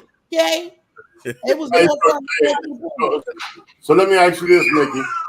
And y'all never had that truck come through with all the water spraying off of it. The fire department every night they come through. Oh yeah, we had. Everyone turned on a water plug all the time. No, and we did that like too. I said, We did that too. We turned them on, but sometimes they would come through and they would drive real slow, or they would stop by 15, 20 minutes and have all the water shooting out every side of it. That would have been so cool. Yeah, we never had that. And so for me, I had both experiences. When I go home to my dad's house, there is a pool in our backyard. And when I'm at my grandma's, I'm living it up in the water plug or going down the block to the damn rec center. Right. See, that was me. I had the best of both worlds. I lived in the hood, but then I also grew up where there was the recreational pool connected to the area with the condos we lived in, and you know, and we had the big Olympic pool out there. People laying around the deck, suntanning and all that. Because you know, I told y'all at my mom's house in the complex that we lived in. Remember, I said my mom had to go around there and got the man fired because he didn't want to let us in a pool where he couldn't even afford to live in. So at my mom's and my dad's, there was always a pool, and at my grandmom's, I got the best of it because we was in the hood. Right. The hood was the best in the summertime. What's crazy? The reason the reason I was able to adapt and connect so much through my life because I done been in 3 different school situations where I was the only black kid, or it was predominantly white. I might have been 1 of 5 in the whole school. Exactly. That's what I was saying. I went to a school that was K to 8th grade. There was only 3 black kids in the whole goddamn school, and I was one of them. And it was weird because one of the schools I went to, they actually would ship me to another school. Like my last couple of classes at the end of the day, they shipped me over to another school that was called a magnet school. Yeah, I know what a magnet school is. He was smart, y'all. That man, if y'all don't know what a magnet school meant, that meant him was smart. Yeah, they sent me over there to do my math and social studies because of what they were teaching over there was boring to me, and I go over there and be right. So I would come back. By the time I come back, I got like 15 minutes left in my regular class, and then I go home. So, but there was the teasing thing was the mean white kids was like, oh yeah, he got to go over and hang out with the niggas, you know. Right. Yeah, and that's the whole thing about us growing up, especially when you got to get the different cultures. Like Meach, you did it as you started getting older. Right. As kids, that's some real hateful shit because you don't know what the fuck. And then what's crazy is when I was at that particular school, my best little running buddy, his name was Ricky. He was a white boy, little redhead white boy, and we stayed in trouble together. Like you ain't closed campus. As soon as they wasn't looking, we out the back door, down the street, up there, and he stayed in the condos like 2 blocks from the school. So we up at his doggone house because his mama at work, and we up in there cooking and everything on lunchtime. And you know, so just kicking it. And sometimes we come back and we stop at the store and we got all this candy and we stuff it in our shirts and we stick it in that little desk thing and sit in the back of the class. So when the teacher don't go to teaching, we back there like this with whole cheeseburgers and stuff like, and everybody looking over there talking about. It's fun on some parts, like when people used to be like I remember taking people from the hood part where my grandma lived up to my other house, like both my other houses, and they would be like, "Why do you? What you mean? Like, why you be coming down there?" And it wasn't. First of all, it wasn't my choice to always be down there. Let's be clear. However, when it did start becoming my choice, did Ricky have to sneak you a drink of water at the school? Oh, Stan, I can't stand you. Yeah, because Bring you back some of that good white water. Look. yeah, you're absolutely correct, Stan. Because our little water fountain for the black kids was in the back of the neighborhood next to the pissing hole, and you get on my nerves. You know what? But see, now we're going through all these cultural differences. And I'm glad Stan's up in here because see, Stan now being married interracially. Again, when am I going to find true love? When is it that we as a people will see people being in love or in relationship without us having to go through the third degree of the questioning why?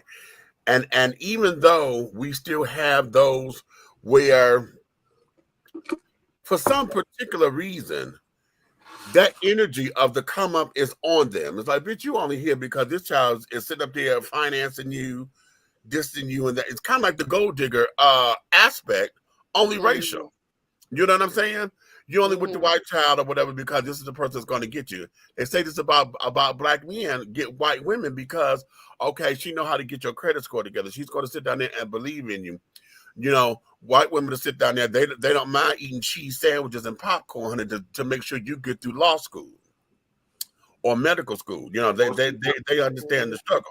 See, I thought the but remember, when it be the sister, she don't mind going through the struggle with you too. But then what they say is, but then when you get it all, when you get it, then you forget who. Yeah, and so, but it's hard not to cast judgment on them when that energy is there. When you look at somebody's relationship, you're like, this energy is what?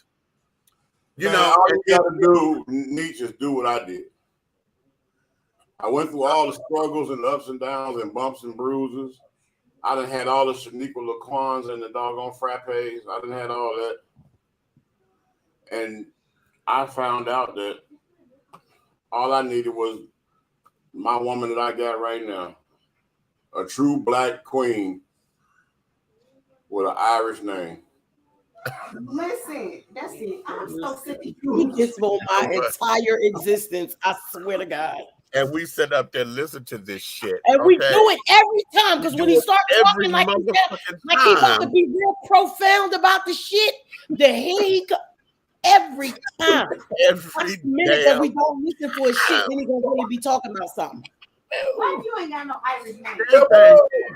He said, I don't entertain ignorant folks. When they ask me why I'm with my wife, I respond with because her name was on the electric bill, mortgage, and car payment under mine. You get on my nerves too, damn it, Stan. Okay. So, I don't like when people, like, all in all, I don't like when people are doing it, like you say, for a come up or because you feel like you've been so scarred over here. Right. But we know that there are organic relationships. I know I've seen ones all my life in my family. You know what I'm saying? But do I really know if it was organic or did it become, you know what I mean? Was y'all together long enough to make it look like that? I don't know. It ain't my damn business. But if you going into it just because either you feel like you've been scorned by a black woman, or sometimes, see, this go back to what I always teach when I ain't had a chance to do it again, but I'm about to get back into it. Sometimes you gotta go get naked in that mirror. Right. And figure out what the hell you're doing that you keep attracting that same person. You're not getting different women. It don't even matter. Over again. You see this right here? Hey, Bouquet. This is the future of interracial dating. Everybody's gonna be this color soon. Yep, I ain't got a problem with it. I love all the little beige babies. Okay. Like this. Amen, bro. All the brothers should be happy today. Now, see, this right here is Stan Mason, baby. They're not married to Jada. Here your ass go. Don't you start, Stan. Hey, this is Stan. Hey, tell Stan Mason to come get his baby. This is his baby.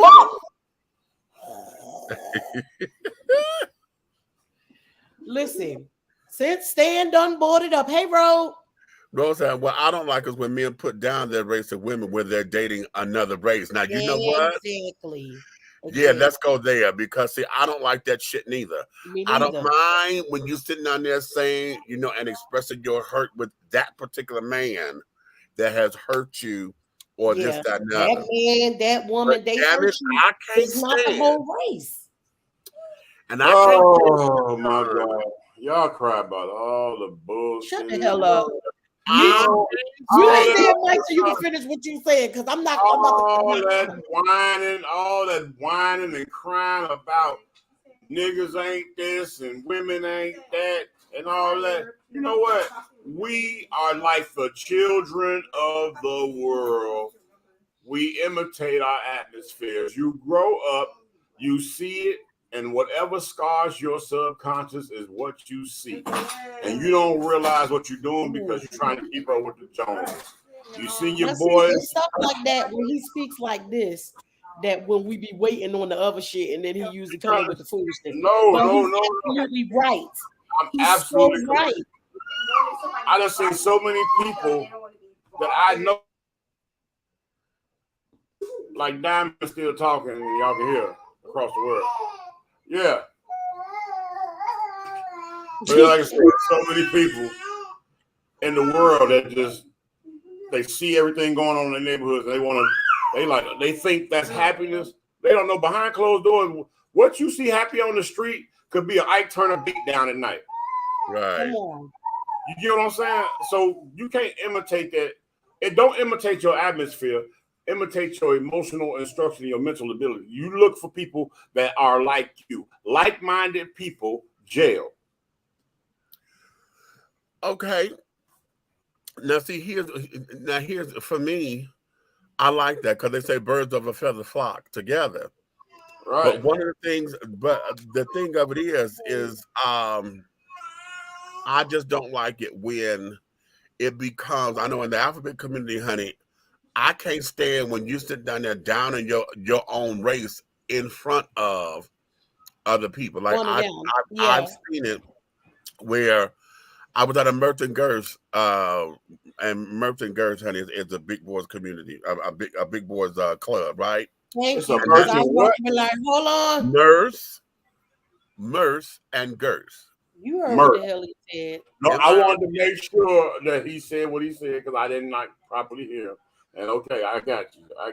Yeah, right. Merce and Girls. Okay. And one particular cat, black guy, going in, right?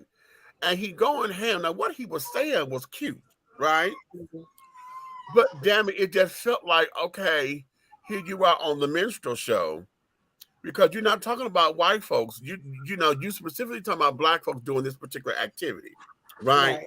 And then it became that, okay, and that. And now,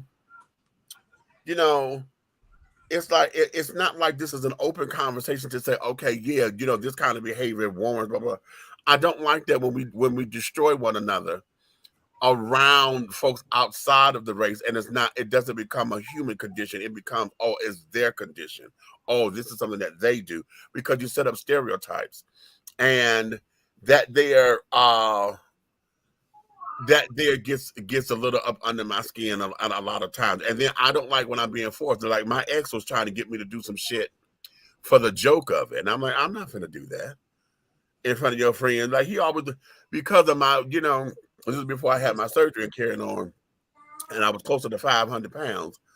And he was always, he wanted me to come down the street or go to his friend's house. He always wanted me to talk like Fat Albert, hey, in front of his friends. And I was like, and what started, I had did it once as a joke when we watched the TV together, and I had did something. He fell out laughing. He said, "Damn, you sound just like him." I said, "Well, no, hell, I guess all fat folks sound alike, right?" And so because of that, when he first asked you to do it, like for his friends, did you let him know?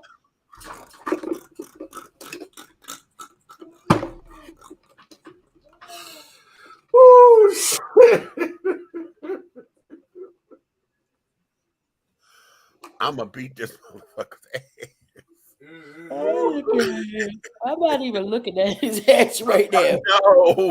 No, he put a question up in the goddamn chat. Oh, wait.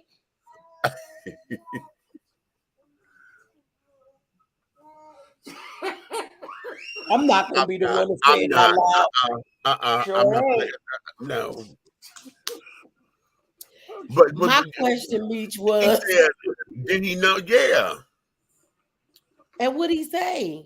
He thought it was going to be funny. He wanted me to make other folks laugh. Right. That was the interview of it. Once you explained it to him, how that's kind of degrading. But I told him, he didn't at first, no. Because he didn't believe me. He was like, oh, you've been too sensitive. I said, I am not about to do that in front of these folks. I'm not about to do that in front of these folks. Get on my fucking nerves. Okay, now this bitch wants to be a part of the goddamn show too. Okay. Wait, is that Brandon? No. Who was? No, this is lady. Lady, lady, wait! I'm gonna beat your ass. Okay.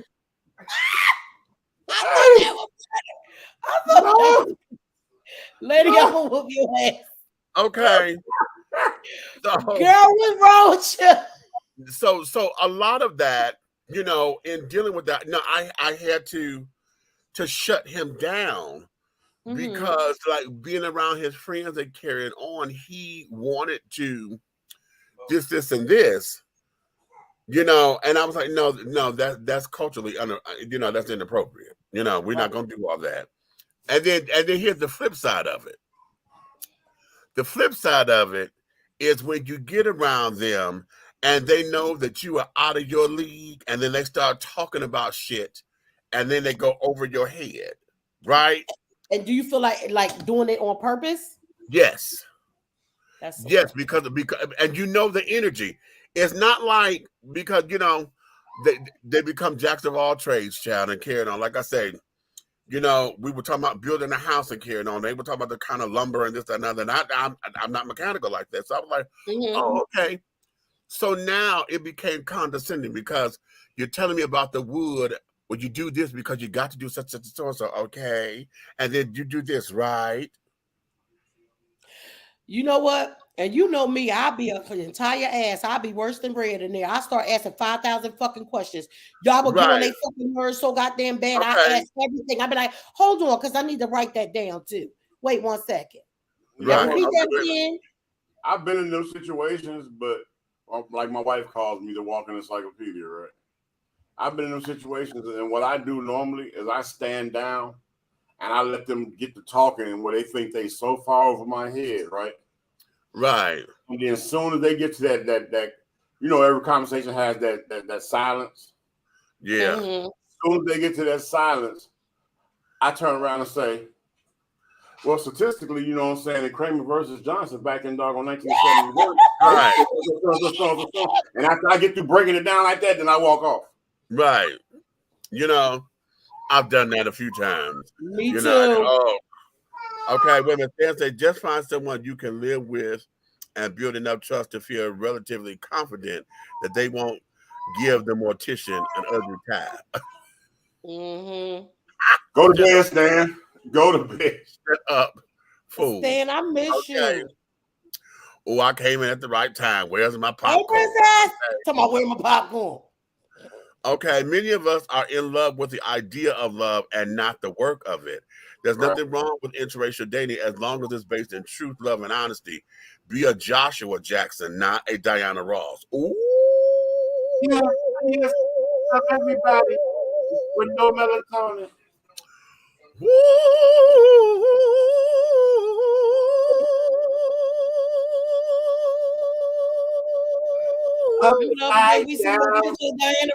Remember that picture when you did the little tribute? I said, well, Diana Ross got a lot of white grandchildren. Okay, right. Upside down, girl, you turn me. Amen, Big Red. There's a lot of nice Jordans hiding ugly feet. Come on. That's right. Like Steve Harvey. Okay. See me, you should have opened up a can of Jada. You know what? We're not gonna go there. I'm trying to, Stan. I'm trying. You know, stand on like Jada. Back before y'all, Hey, before the whole thing that happened last week, I still was rocking with her because I felt like she had some shit. Hey, Baby. you know what, Stan? We're gonna have to we're gonna get we're gonna put together. Hey, we're gonna get put a trip together where all of us can meet one time. We can all go somewhere. We go to the Alopecia Mountains and get slap happy. I ain't gonna say it. You know what? Fuck that. I'm going to commercial. Fuck you. Thank you. I'm going to I'm about to go in the kitchen right quick. Thank you. Let me tell you. The goddamn commercial. You know what? Fuck you. Alopecia Mountains. You need your ass beat. No, and no, a goddamn damn. No. Phone number because I'm telling. All you gotta do is wear skull clap. No. Hold on, shit. Angelo Ellerby, the Henry Higgins of hip hop, is the founder, president, and CEO of Double Exposure Media Relations. Double Exposure Media Relations is a full-service public relations, marketing, and artist development firm specializing in publicity, photography, artist promotion and artist development, makeup artistry, event production, and EPK development. Celebrating over 45 years in the industry, Angelo believes that a culture that does not take care of nor respect its artists is a culture that leaves nothing behind to appreciate. Let Angelo help you make dollars and cents of the entertainment industry. Contact Double Exposure Media Relations at 201-224-6570. That's 201-224-6570. Have you tried Big Rob Popcorn? It's a wonderful anytime snack that everyone will love. Available in 3 flavors. Grown and Sexy, which is the perfect mix of cheddar, cheese, and caramel. Sugar Shack, a fruitful flavored mix of watermelon and apple. So delicious and good. How about spicy butter and white cheddar? Everyone loves it. That's why it's called good. All Big Rob snacks are manufactured in an FDA-approved facility and flash sealed for freshness, safety, and worldwide delivery. To order, call or text 937-367-8650. That's 937-367-8650. Or contact Big Rob via Instagram at Hey Big Rob. As the holidays approach, take advantage of the holiday special. Purchase more than 2 bags and receive a free CD. Call or text 937-367-8650 to place your order now. Big Rob Popcorn, the perfect snack that you will love. It's so delicious. Attention all business owners. Use your advertising dollars here. Looking to reach a more diverse audience for your products and your services? Well, this is the platform for you. Dishing Tea Entertainment welcomes all businesses who wish to expand their brands and looking for clientele that's more than grown and sexy, but also the seasoned and sophisticated. For more information on how this spot can be yours, contact Big MEACH at 404-914-5610 or go to our website at www.dishingtea.com. Be bold, be unique, be the tea with a unique body oil fragrance from the Sensuality Fragrance Collection. The Sensuality Collection embodies a unique array of customized original scents created by Big MEACH.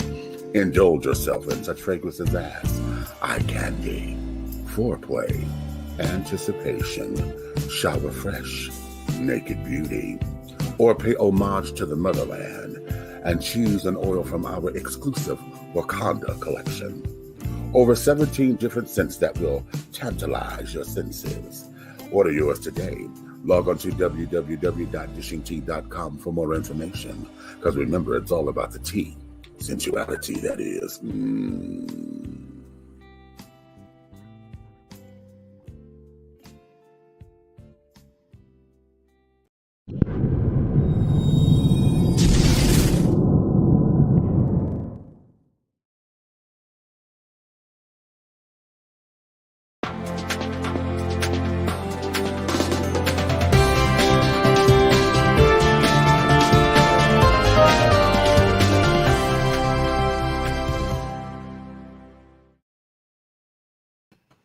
Okay, and we are back. I'm gonna bring Nikki in when she gets ready to come back.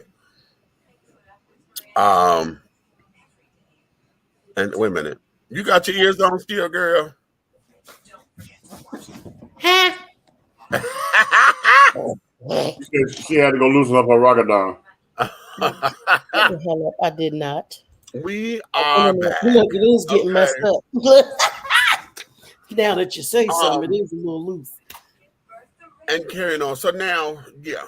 Wait a minute. Here we go.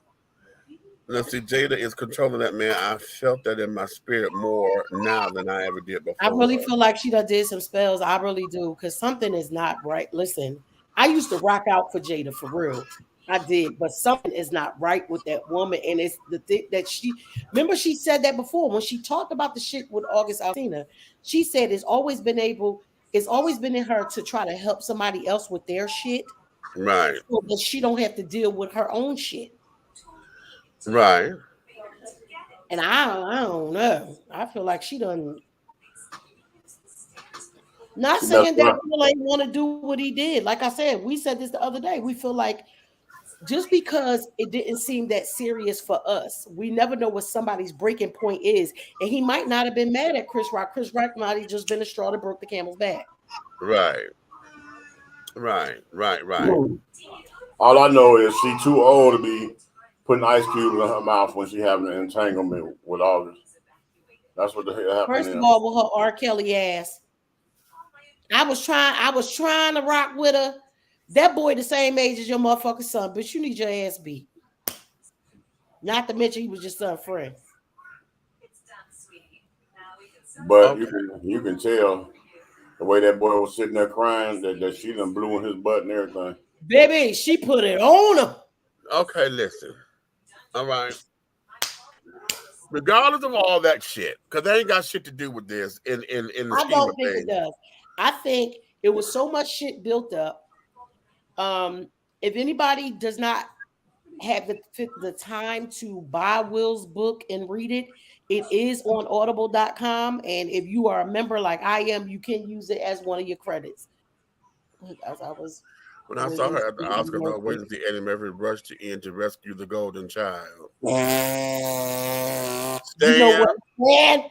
And I thought Red ain't had no damn sense. You know what? Stan and I had a conversation the other day. Hey, nice. His ass nice. Give me the knife. I'm telling you. He does not care for that goddamn Jada Smith, and it's very evident. Okay, it's very evident. So, regardless of what anybody says, honey, whatever he has against this woman, honey, or whatever his disdain is, that's something that's going to be between him and God and her, because he ain't never met the woman yet. But at the same time, here is my thing. Okay.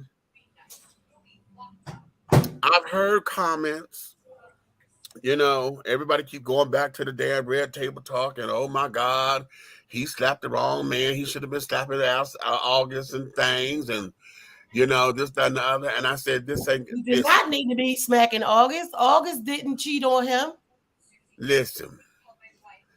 And if he did, you had to remember August kept his fucking distance, honey. He wasn't coming around and shit because he said he felt like he disrespected women.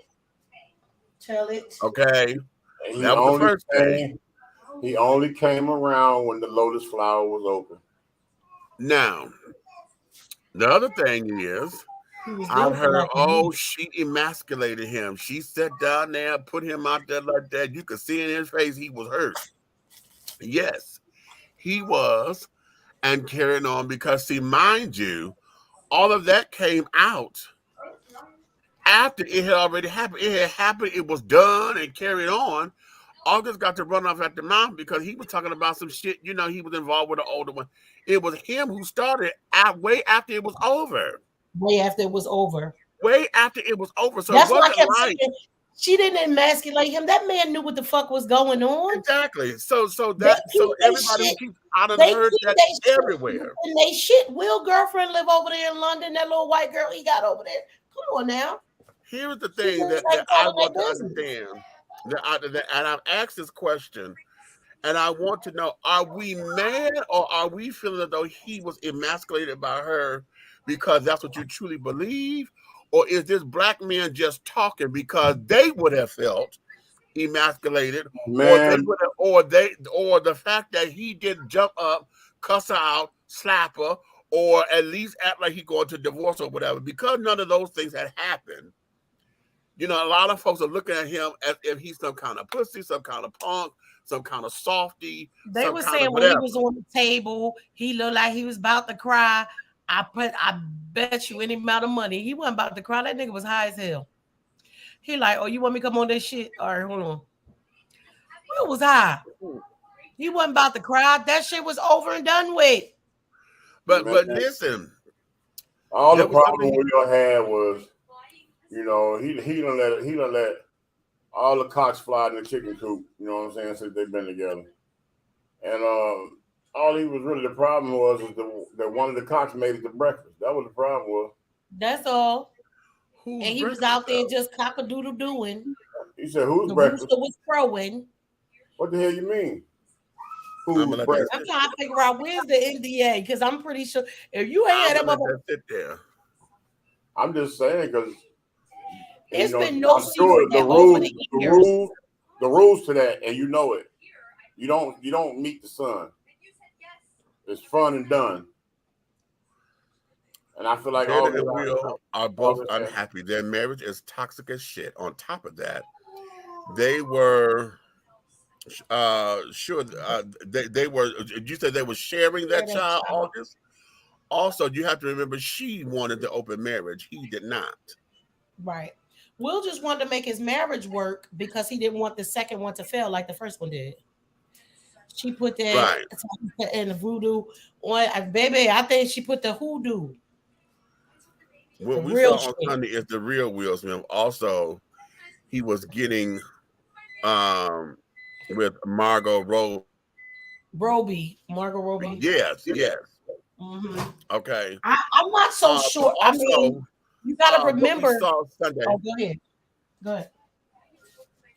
What we saw Sunday was a culmination of him being human, the straw that broke the camel's back, whatever is culminating between him, Chris Rock, and Jada. Everybody keep going back to 2016 when he blasted Jada and them for the Oscar So White boycott. Yeah. And he said what he said about her then. You know, but we don't have all of those particular pieces. What we do know is that this man has absolutely showed the world a different side of him that no one has seen publicly ever. When they interviewed his mama on Good Morning America the day after that, his mama she was shocked, right? Yeah, she was shocked. That's something that he has never done. But like he said in his book, he always felt like he was a coward because he would run and this, that, and the other. He said his father punched his mother so hard on the side of her head that she spit out blood, and he did not help her. He went and he ran under his bed. He's been scared of that. And now, catch this, T, because here's the flip side of that. Chris Rock, because everybody was like, oh, well, you know, we all praising him for keeping his composure and carrying on. But we were all looking like, what would have happened if Chris had retaliated, right? But they just came out with trauma that Chris had, because Chris said he was always bullied when he was a kid, okay? And what happened was he got beat down one day, and so the next day he came with a brick in a pillowcase or something. Ooh. And said he went to the guy that bullied him or whatever and hit that motherfucker in his face with that damn brick. And he said he got to pumping and doing that so much to where they thought the boy was going to die. And ever since then, he has been scared to retaliate or whatever because his therapist told him that. His therapist said, so you're scared of what your anger may do. So Chris always back down. Chris had the thing early, and Will ain't never had it until the other day. Right. So you got both of those dynamics that met that Sunday. How about that? You see what I'm saying? Remember they So were what saying we, that the Oscars asked Will to leave and he wouldn't leave. Then they well, came they out have, today and said that was a lie. well, here's what it is. Somebody said that they had asked him to leave or whatever, but Will Packer said that the He told him police he were wanted there, him to stay. LAPD, huh? LAPD Will was there Packer because told him that he wanted him to stay. Chris sat up there and told him, no, let's just move past all this or whatever. Chris didn't want to press charges or whatever. Right, because LAPD was already there. Because LAPD was already there to make the arrest. All they said, And if all they you got to would do is have wait, asked and they were Will going to to arrest his leave, ass. I was going to say, even if the Oscars would have asked Will to leave seriously, they would have escorted him out of there. Right. So that's when they Right. came back with the Academy. There were a few people from the Academy going back and forth on what needed to be done. But the Right. overall consensus was they wanted him to stay. Right. And so he stayed. Mhm.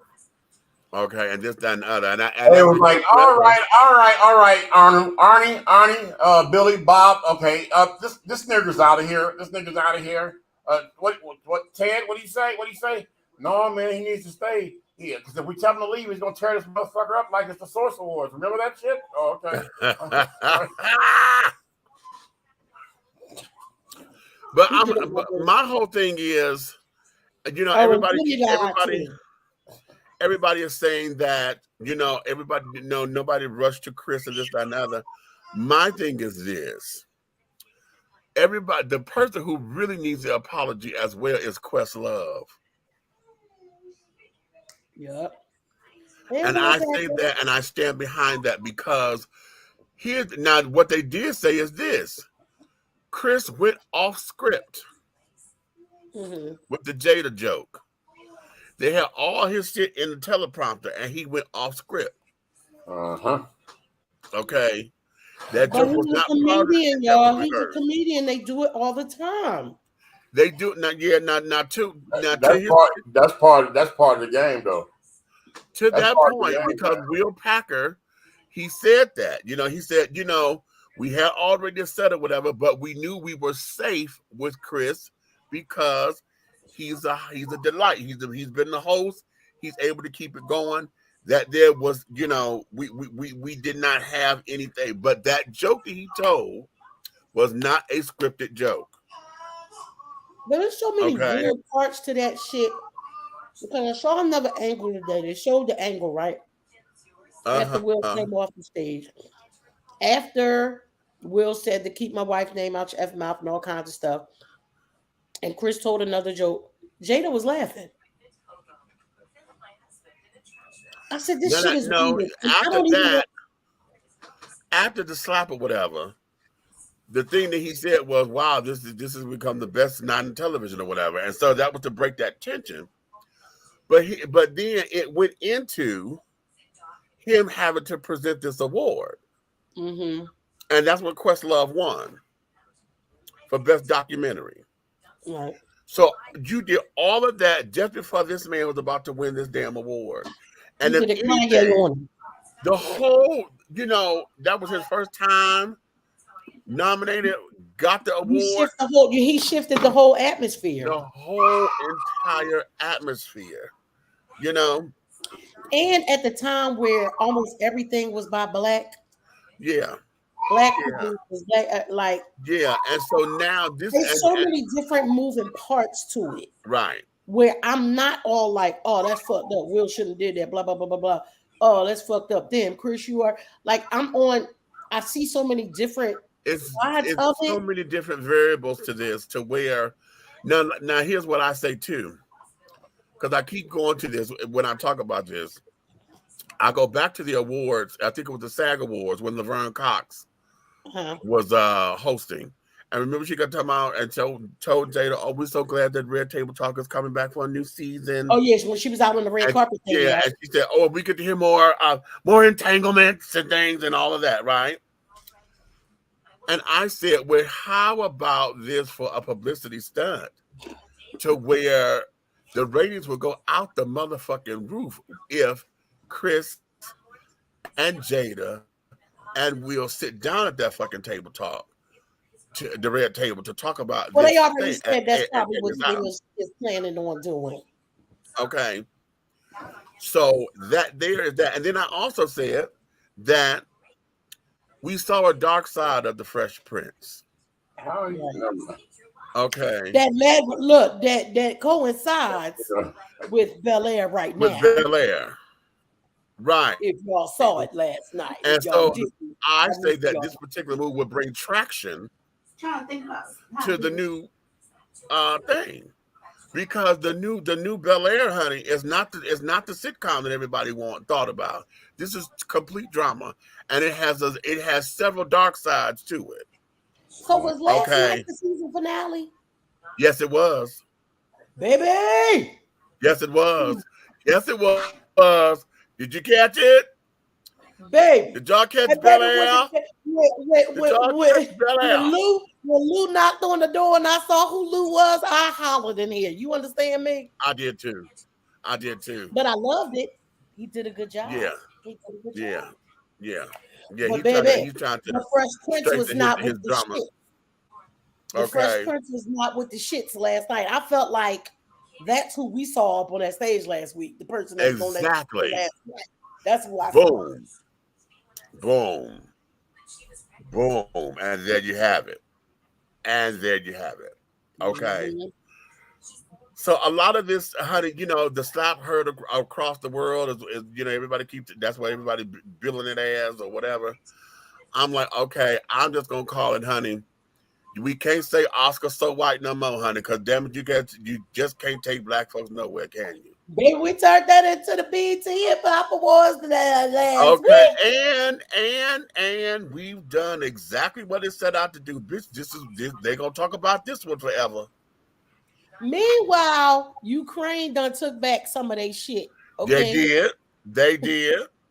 Listen, every time something stupid like this, other shit is going on that we ain't paying attention to. Okay, always. I'm also worried about Will slapping Chris. Them gas prices need to go down. Some of them headlines said the Ukrainians was back to business like everyday shit. Right. So, and Russia done admitted that the Ukraine done bombed something over there and done fucked them up. Come on. Okay. So I need you to come on and stop playing around and stop making it seem like that's why our gas prices is up. Our gas prices is up is because you was ready to send all that money and shit over there because Russia's oil supply is only 10% of the world's oil. So not using their oil should not have caused our gas prices to go the fuck up. The gas prices went the fuck up because you offered all that goddamn money to send over there. Boom. Sorry, Uncle Joe. You listen.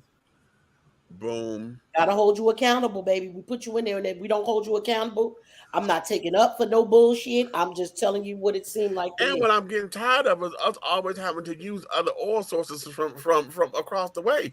Don't we got oil in Texas? Texas? Wait, I was getting ready to say, ain't that what Dallas was all about when we was? Hello, we got this here, honey. Hey! The stupid thing about it is we got way more than what we pulling from everywhere else. Exactly. So why in the fuck are we paying for gas? That has always been up under my skin. I'm like, how in the hell? Water, we pay for air. That just ain't making sense to nobody, honey. I don't get it. I don't understand it. And et cetera, et cetera. Okay. What you say? That and the oil companies are price gouging. Exactly. Yes. Because they can. Okay. And carrying on. So, no. Mm-hmm. So be that as it may.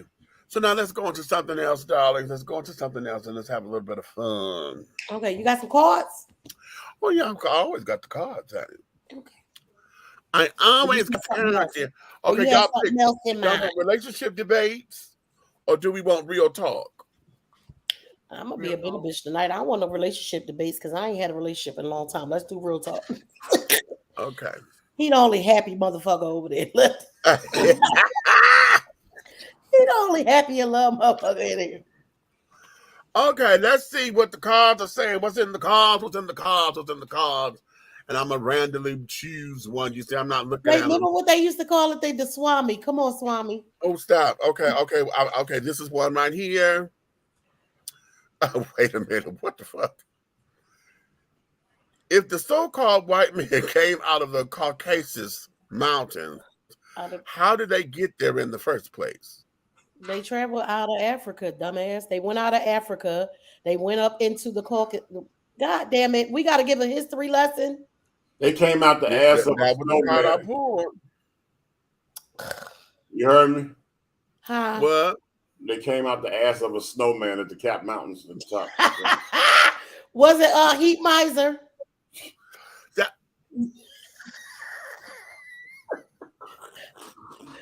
So what we owe? Y'all shut the hell up. That bitch say Heat Miser.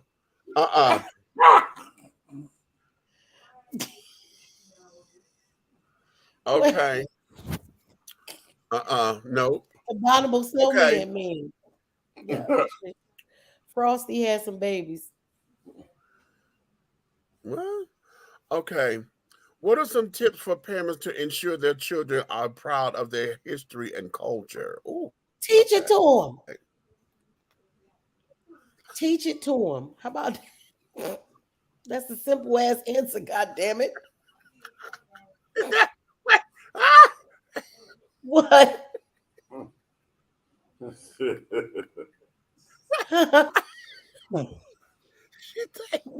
it. Teach it. You want to tell me? Right. You want them to know be proud. Teach it to them, God damn it. All you gotta do is this.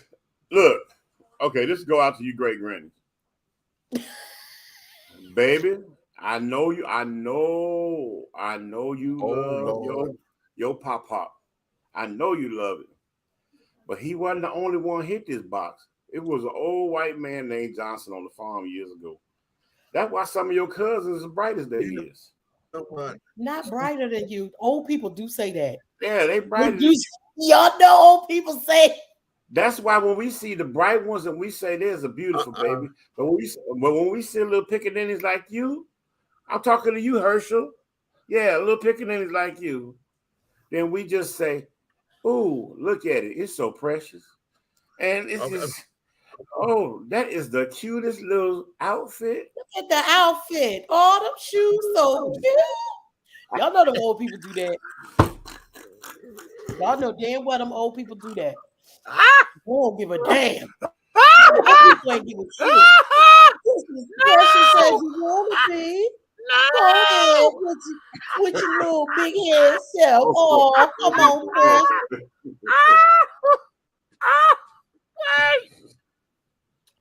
Got a face on your mama for love. Yes, baby.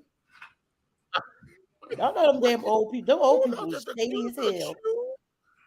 But you know what? I'm gonna tell you something. Wait a minute, I'm gonna tell you something, Meach. It was a little black ass boy used to stay next door to me in Spencer's. It was like we was the Hills and the Hayes, and then we had the Spencers, and we had the McGee's on this side, right? And the little black ass boy used to come on the back porch all the time talking to me, you know, because our banisters was right next to each other. Why is he calling him a little black ass boy? so he come out there. If people come on this show in the middle of what the fuck we talking about, he said the little black ass little boy. So he was talking, little black ass little boy saying. No, he be talking all the time and be asking all them. You know, they ask all kind of questions because she used to keep a lot of foster kids over there at Miss Spencer's house. So the kids be like, you know, you ask them like who your mama, who you related to over there, and the kids they don't know how to answer it because they call everybody her Mama Spencer, right? But Mama Spencer old as hell. So that couldn't possibly be your mama, you know, because you're a little black ass boy, like you my age, you young. That can't be your mama. Am I right or wrong? You know what I'm saying? Lord, Y'all think I'm tripping, but this is like I said Sarah had a baby when she was how old? Wait a minute. Here's one.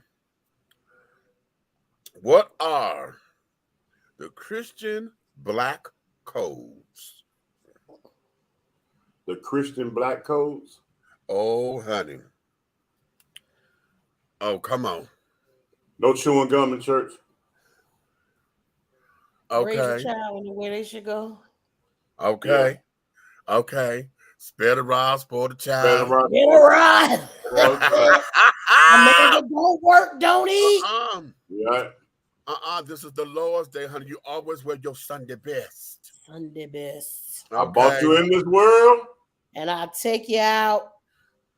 Okay. On Sundays, honey, you could party all through the week, honey. You better give the Lord some of the Lord's time, honey. If you can Give shake the Lord your some of your ass for time. Saturday at the club, you better be in church on Sunday You morning. got Sunday school at 9:30, honey. We stay for first service, and then we're gonna sit up here and have chicken and stuff because we're gonna have a fellowship dinner because the pastor going over to the second church at 5:30, and we're going over there. Oh, honey, What's Christian code? Battle of the choirs, baby.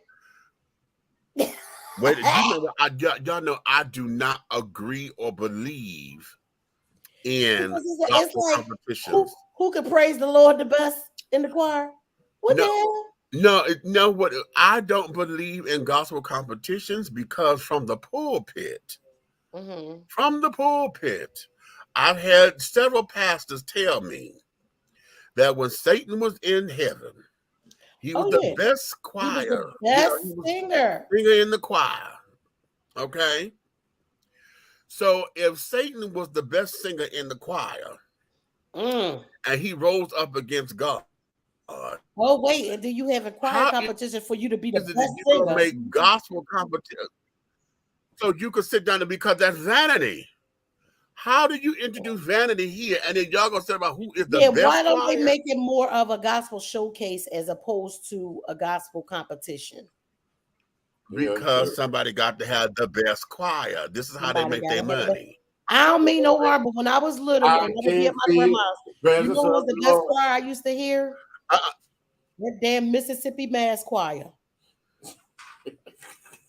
Did you just tuck your way through? I saw it. Did y'all grandma, y'all mom, and them listen to them? Mississippi Mass. Mississippi Mass Choir, baby. Sunday morning. What's another black church? A black. Okay. Grandmamas always had peppermints and butterscotches in their purse. Yes, and the meanest old ladies in the church is cussing. Hey, but the real good grandmamas had them ones that the butterscotch candy. The strawberry that's wrapped up.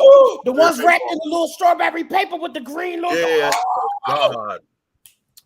And you had a good grandma. You had the soft peppermints too. The soft peppermint. Yeah, the butter peppermint. You had good grandma.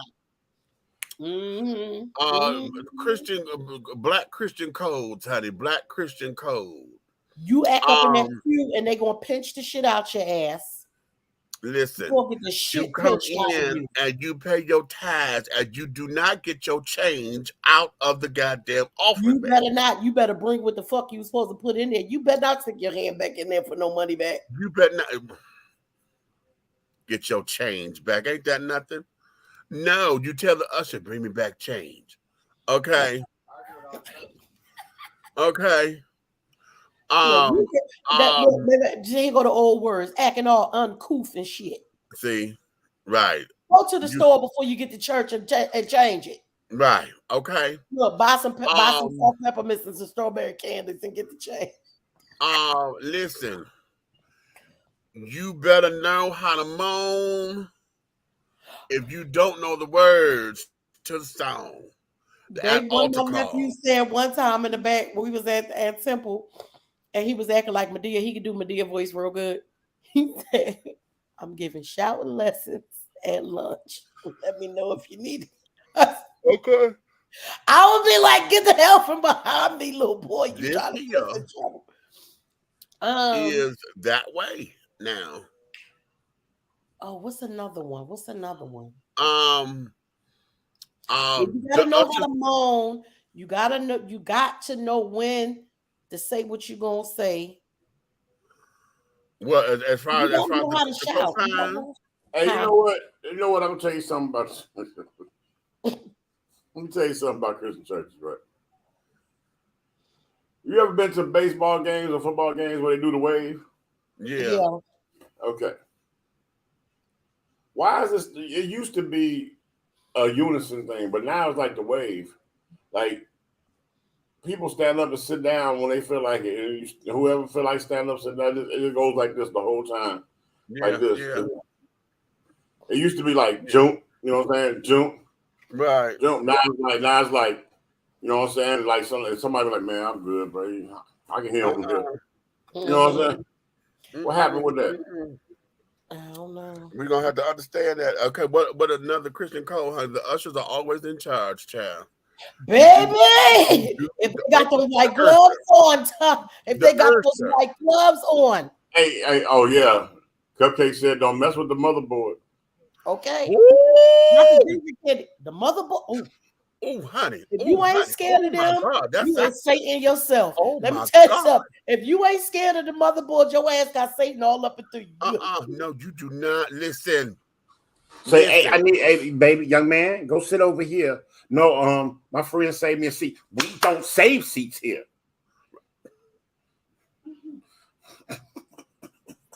My mama told me your mama ain't here right now. Get your tail over there and sit down. Is your mama Jesus? Sit down, boy. Okay. Oh, wait.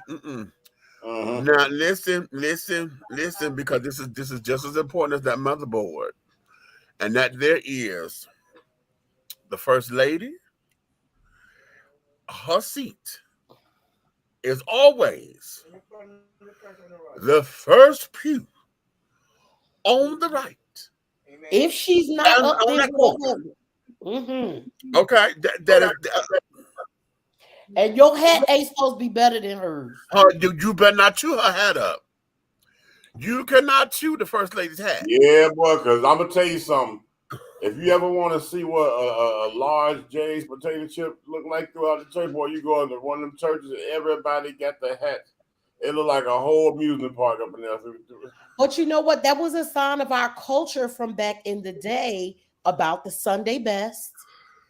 Give it us as Black women being prestigious and stuff like that, because it was a time that we could not do that. We couldn't do that, exactly. But we went. Hey, and what about you know how we do it? If we gonna do it, we gonna do it big and better every time. Okay, but what about like Easter Sunday come up, right?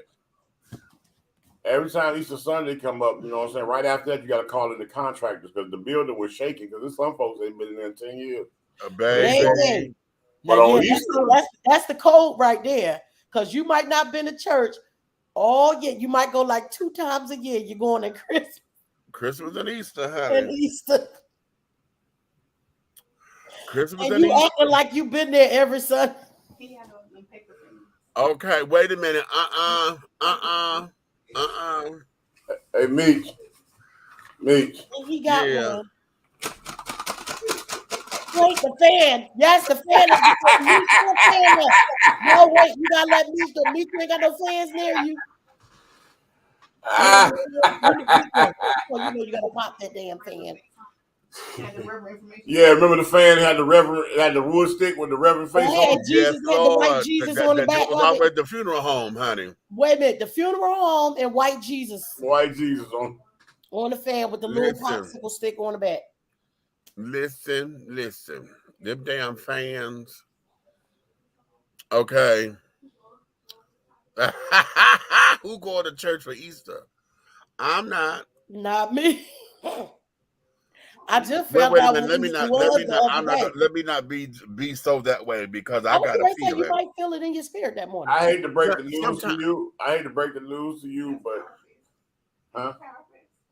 That's next Sunday. No, it's after that. Easter is the 17th. The 17th, yeah. Yeah, I was going to say, Meach, you will be in church on the 17th. Oh, says who? You gotta sing. Your uncle. Who gotta sing? What the fuck are you talking about? First, young man, you're going to watch your tone, okay? No. Secondly. Secondly.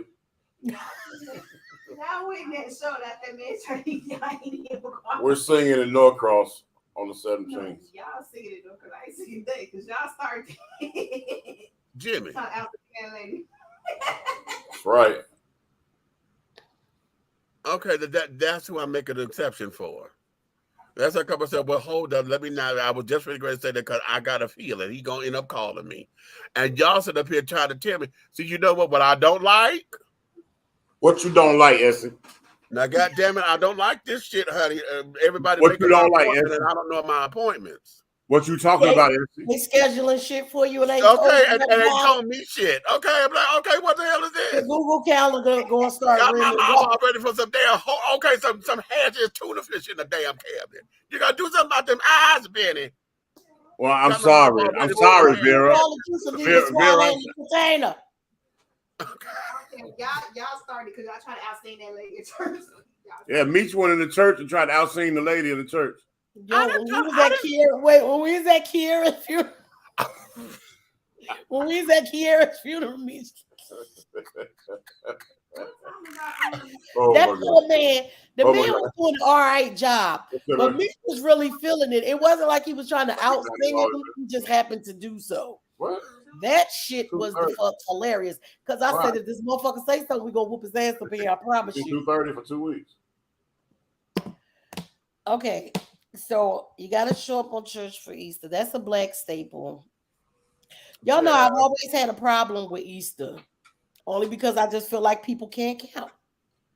Yeah, but I still ain't found a rabbit to lay eggs, so that confused me. I'm just saying, I feel like people can't count. Y'all people are saying that Jesus died on Friday, and Friday to Sunday is not 3 days. So either he died on Thursday or he rose on Monday. Somebody better start learning how to count.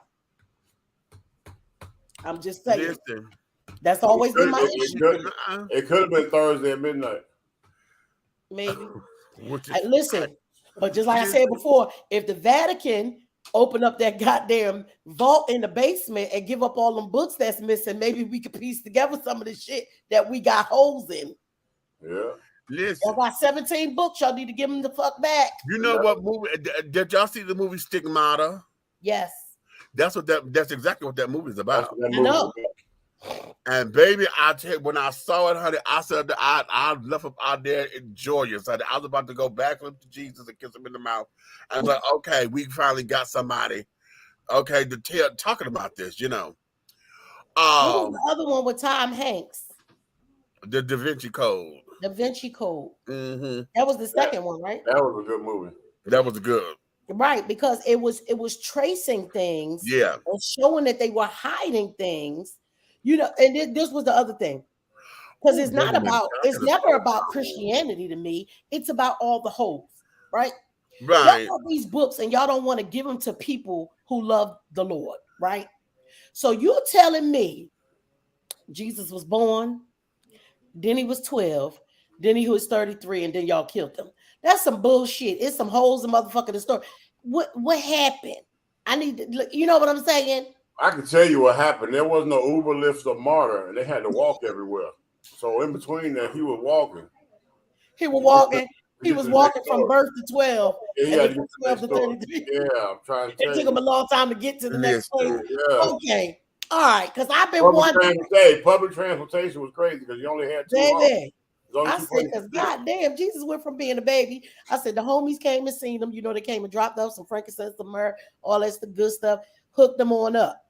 Then he was just automatically 12. Now I'm like, okay, because you know, he's supposed to be the son of God. The God just say, you know what, fuck all the other shit. I'm gonna just make you be 12 and then you're gonna turn into a man. So he just had to walk to 12.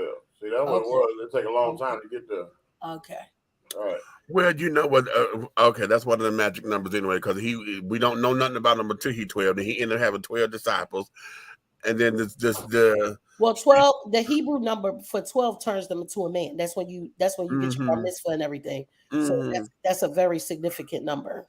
So, bada boom, honey. But yeah, those are church little codes again, and we just went through one here, honey. You got to know the Easter songs for church. Oh yes, what you singing? I have no clue. You might as well get it together now. You only got like 2 weeks left. I need you to sing "Go Up the Mountain."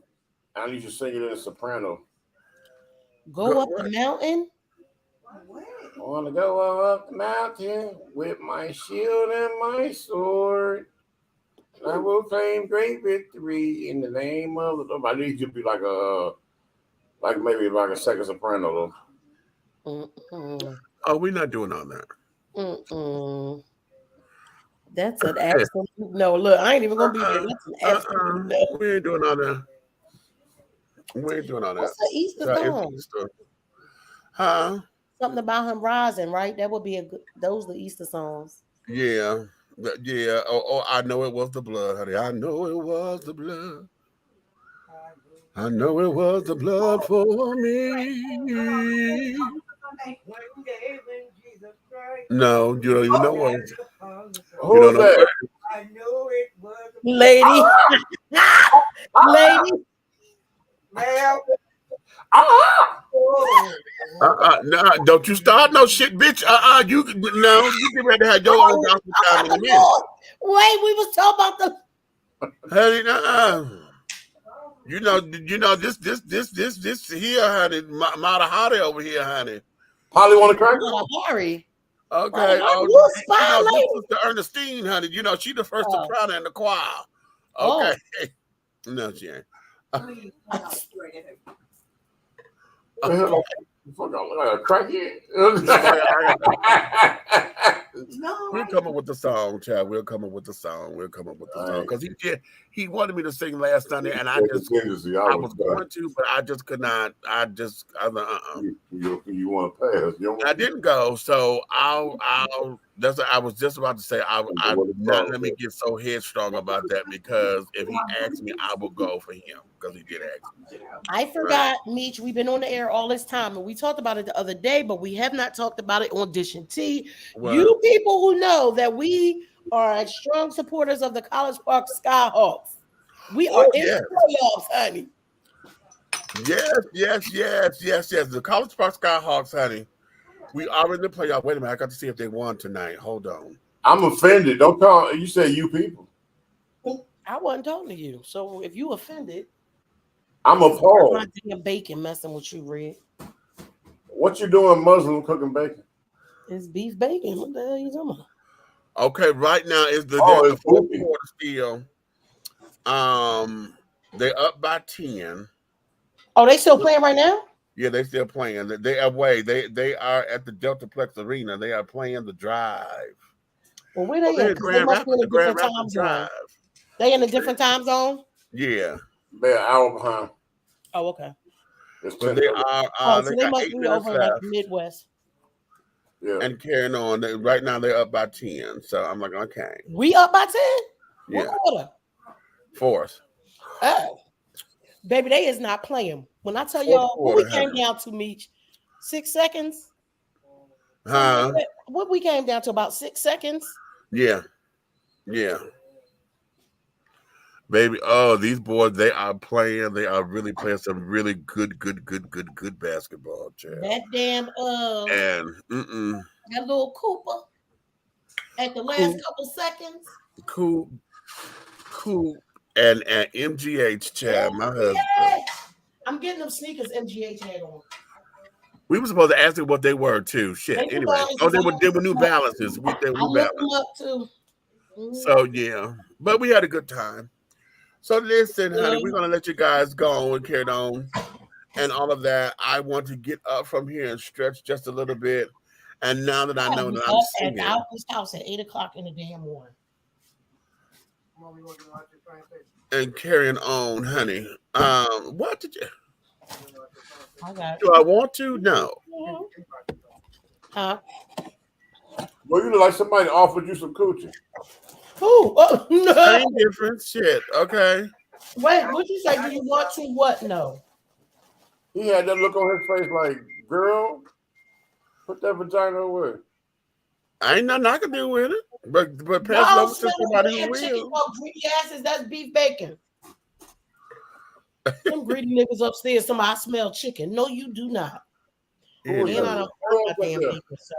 finna go. I make me some cheeseburger macaroni, and I see that my child came and took the pan. Oh, I got your other pan. Hold on. Whoa, stop. Yeah, I burned it. Make that hamburger macaroni. I know you made it. You made it? I made some, yes. Don't act like that, nigga. I come over to take all that. You were supposed to came and got it before, but you said you didn't have time, so I didn't make it then. And now I had to make it so the meat wouldn't fucking spoil. You got salad? I got a little bit of salad left. Yeah. You love salad, don't you? Shut up. Yeah, you want to Ah! No. But I'm going to.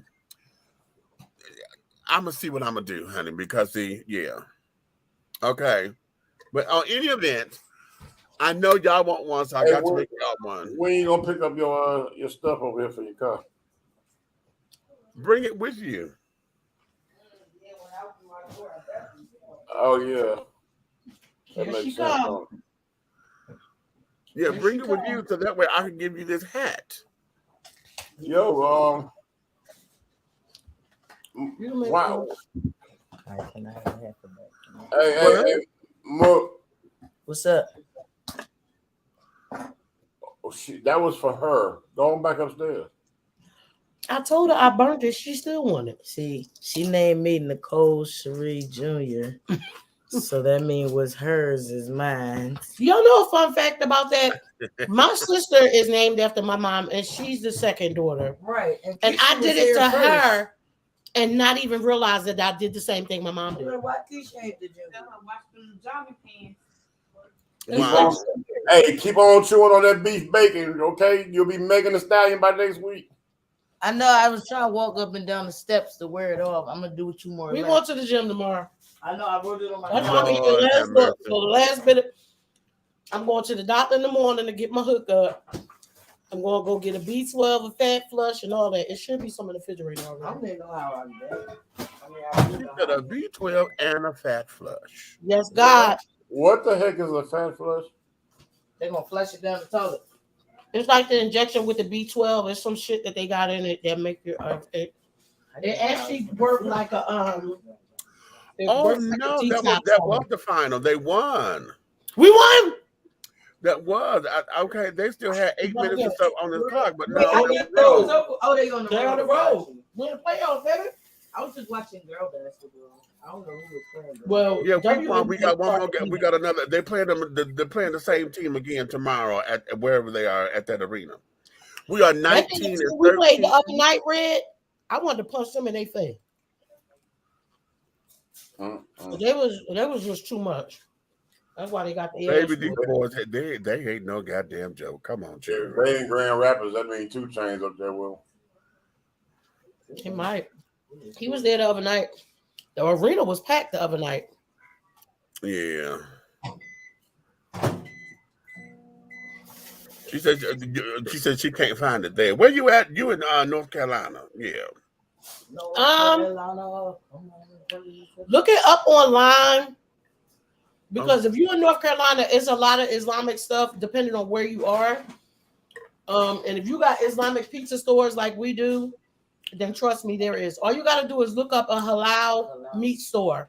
Look up a halal store. It's there. And if not, look in your local Walmart. Kentucky. What? Okay. If you can't find a halal store in Kentucky, if you can't find a halal store, they sell this at Walmart. It's called Hickory Smoked Beef Bacon Smoke Bar Ranch, I think is the brand. I don't know. I don't like the hickory smoke. No damn kakalaki. No damn kakalaki. Okay. But yeah. Okay. Just look for a halal meat store. Google halal meat store. They're there. People, you just don't look for it if you're not a person who don't eat this stuff. So you eat a lot of kosher stuff? I eat kosher stuff as well, but kosher stuff is Jewish, but it's kosher or halal, yeah. But do you buy kosher stuff? Yes. You buy kosher toilet paper? No. No, why not? I didn't know they had it. Yeah. I'm gonna ask my sister. Ask somebody. For the kosher TP. Well, Yeah, all right. They say it got less trans fat in it. Shut the hell up. We go. Damn it! No, you know what? I am done. Listen, we are going to let you guys go. I'm not making no damn beef bacon for you. I thought you was asleep. You better put them damn chicken sandwiches in there like you started. What? And the girl, don't be putting that in the atmosphere. It's gonna be a thing. Don't be putting that in the atmosphere. I'm going to Philly on Monday or Tuesday. And that means that I was too far away when I hit my little doo-wop, huh? What's wrong? She said that I didn't lock my car door. Oh. She thought so somebody gonna be one day, somebody gonna be waiting on you in your car. Bitch, don't be putting that out in the atmosphere like that. Somebody waiting on your ass in the bathroom. Go sit on the toilet and see what happens. I was going to tell TC I'm going to Philly either Monday or Tuesday. So when I go to Philly, I get the fresh cut beef bacon. I just bring it back with me. Stop. Because I don't really, I mean, the hickory smoke one I like because that's all, like, sometimes I got to go far for the halal store. So, but I would rather have a fresh cut one. So I just go home and buy about 5 pounds of it and bring it back. So, all right. Hey, you know you can go to Decatur and get it, right? Yeah, but theirs tastes more like pastrami and corned beef. It don't taste right. Like they used to always say. You talking about over there when they cut it at? The Cab Farmers Market. Yeah. Yeah. I've been going to the Cab Farmers Market since I moved here since 2013. Oh, okay. Mm-hmm. All right, so honey, let me let you guys go. And all of that, honey, listen.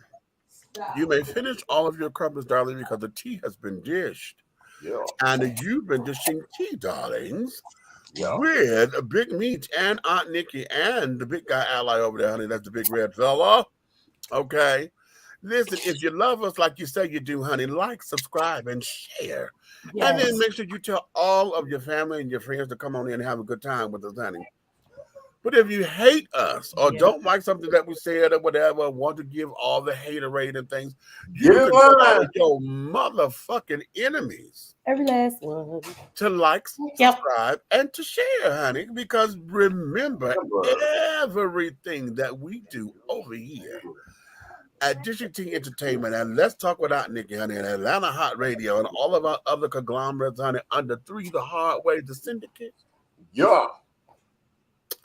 Everything that we do will move forward, darlings. Okay, in any way, shape, style, form, or fashion. Join us here again tomorrow, honey, when we're going to have another exciting show coming for you and things of that nature, honey, and all of that. I am going to get my child and me and take her to this damn train station. Okay. At what time? Now. Now? Lady, where the hell you think you going? Don't question it. Let her go. I'm coming over your house. Not going to the train station. Use the I didn't know they was running trains at this time of night. Yeah. You know what? Good night, y'all.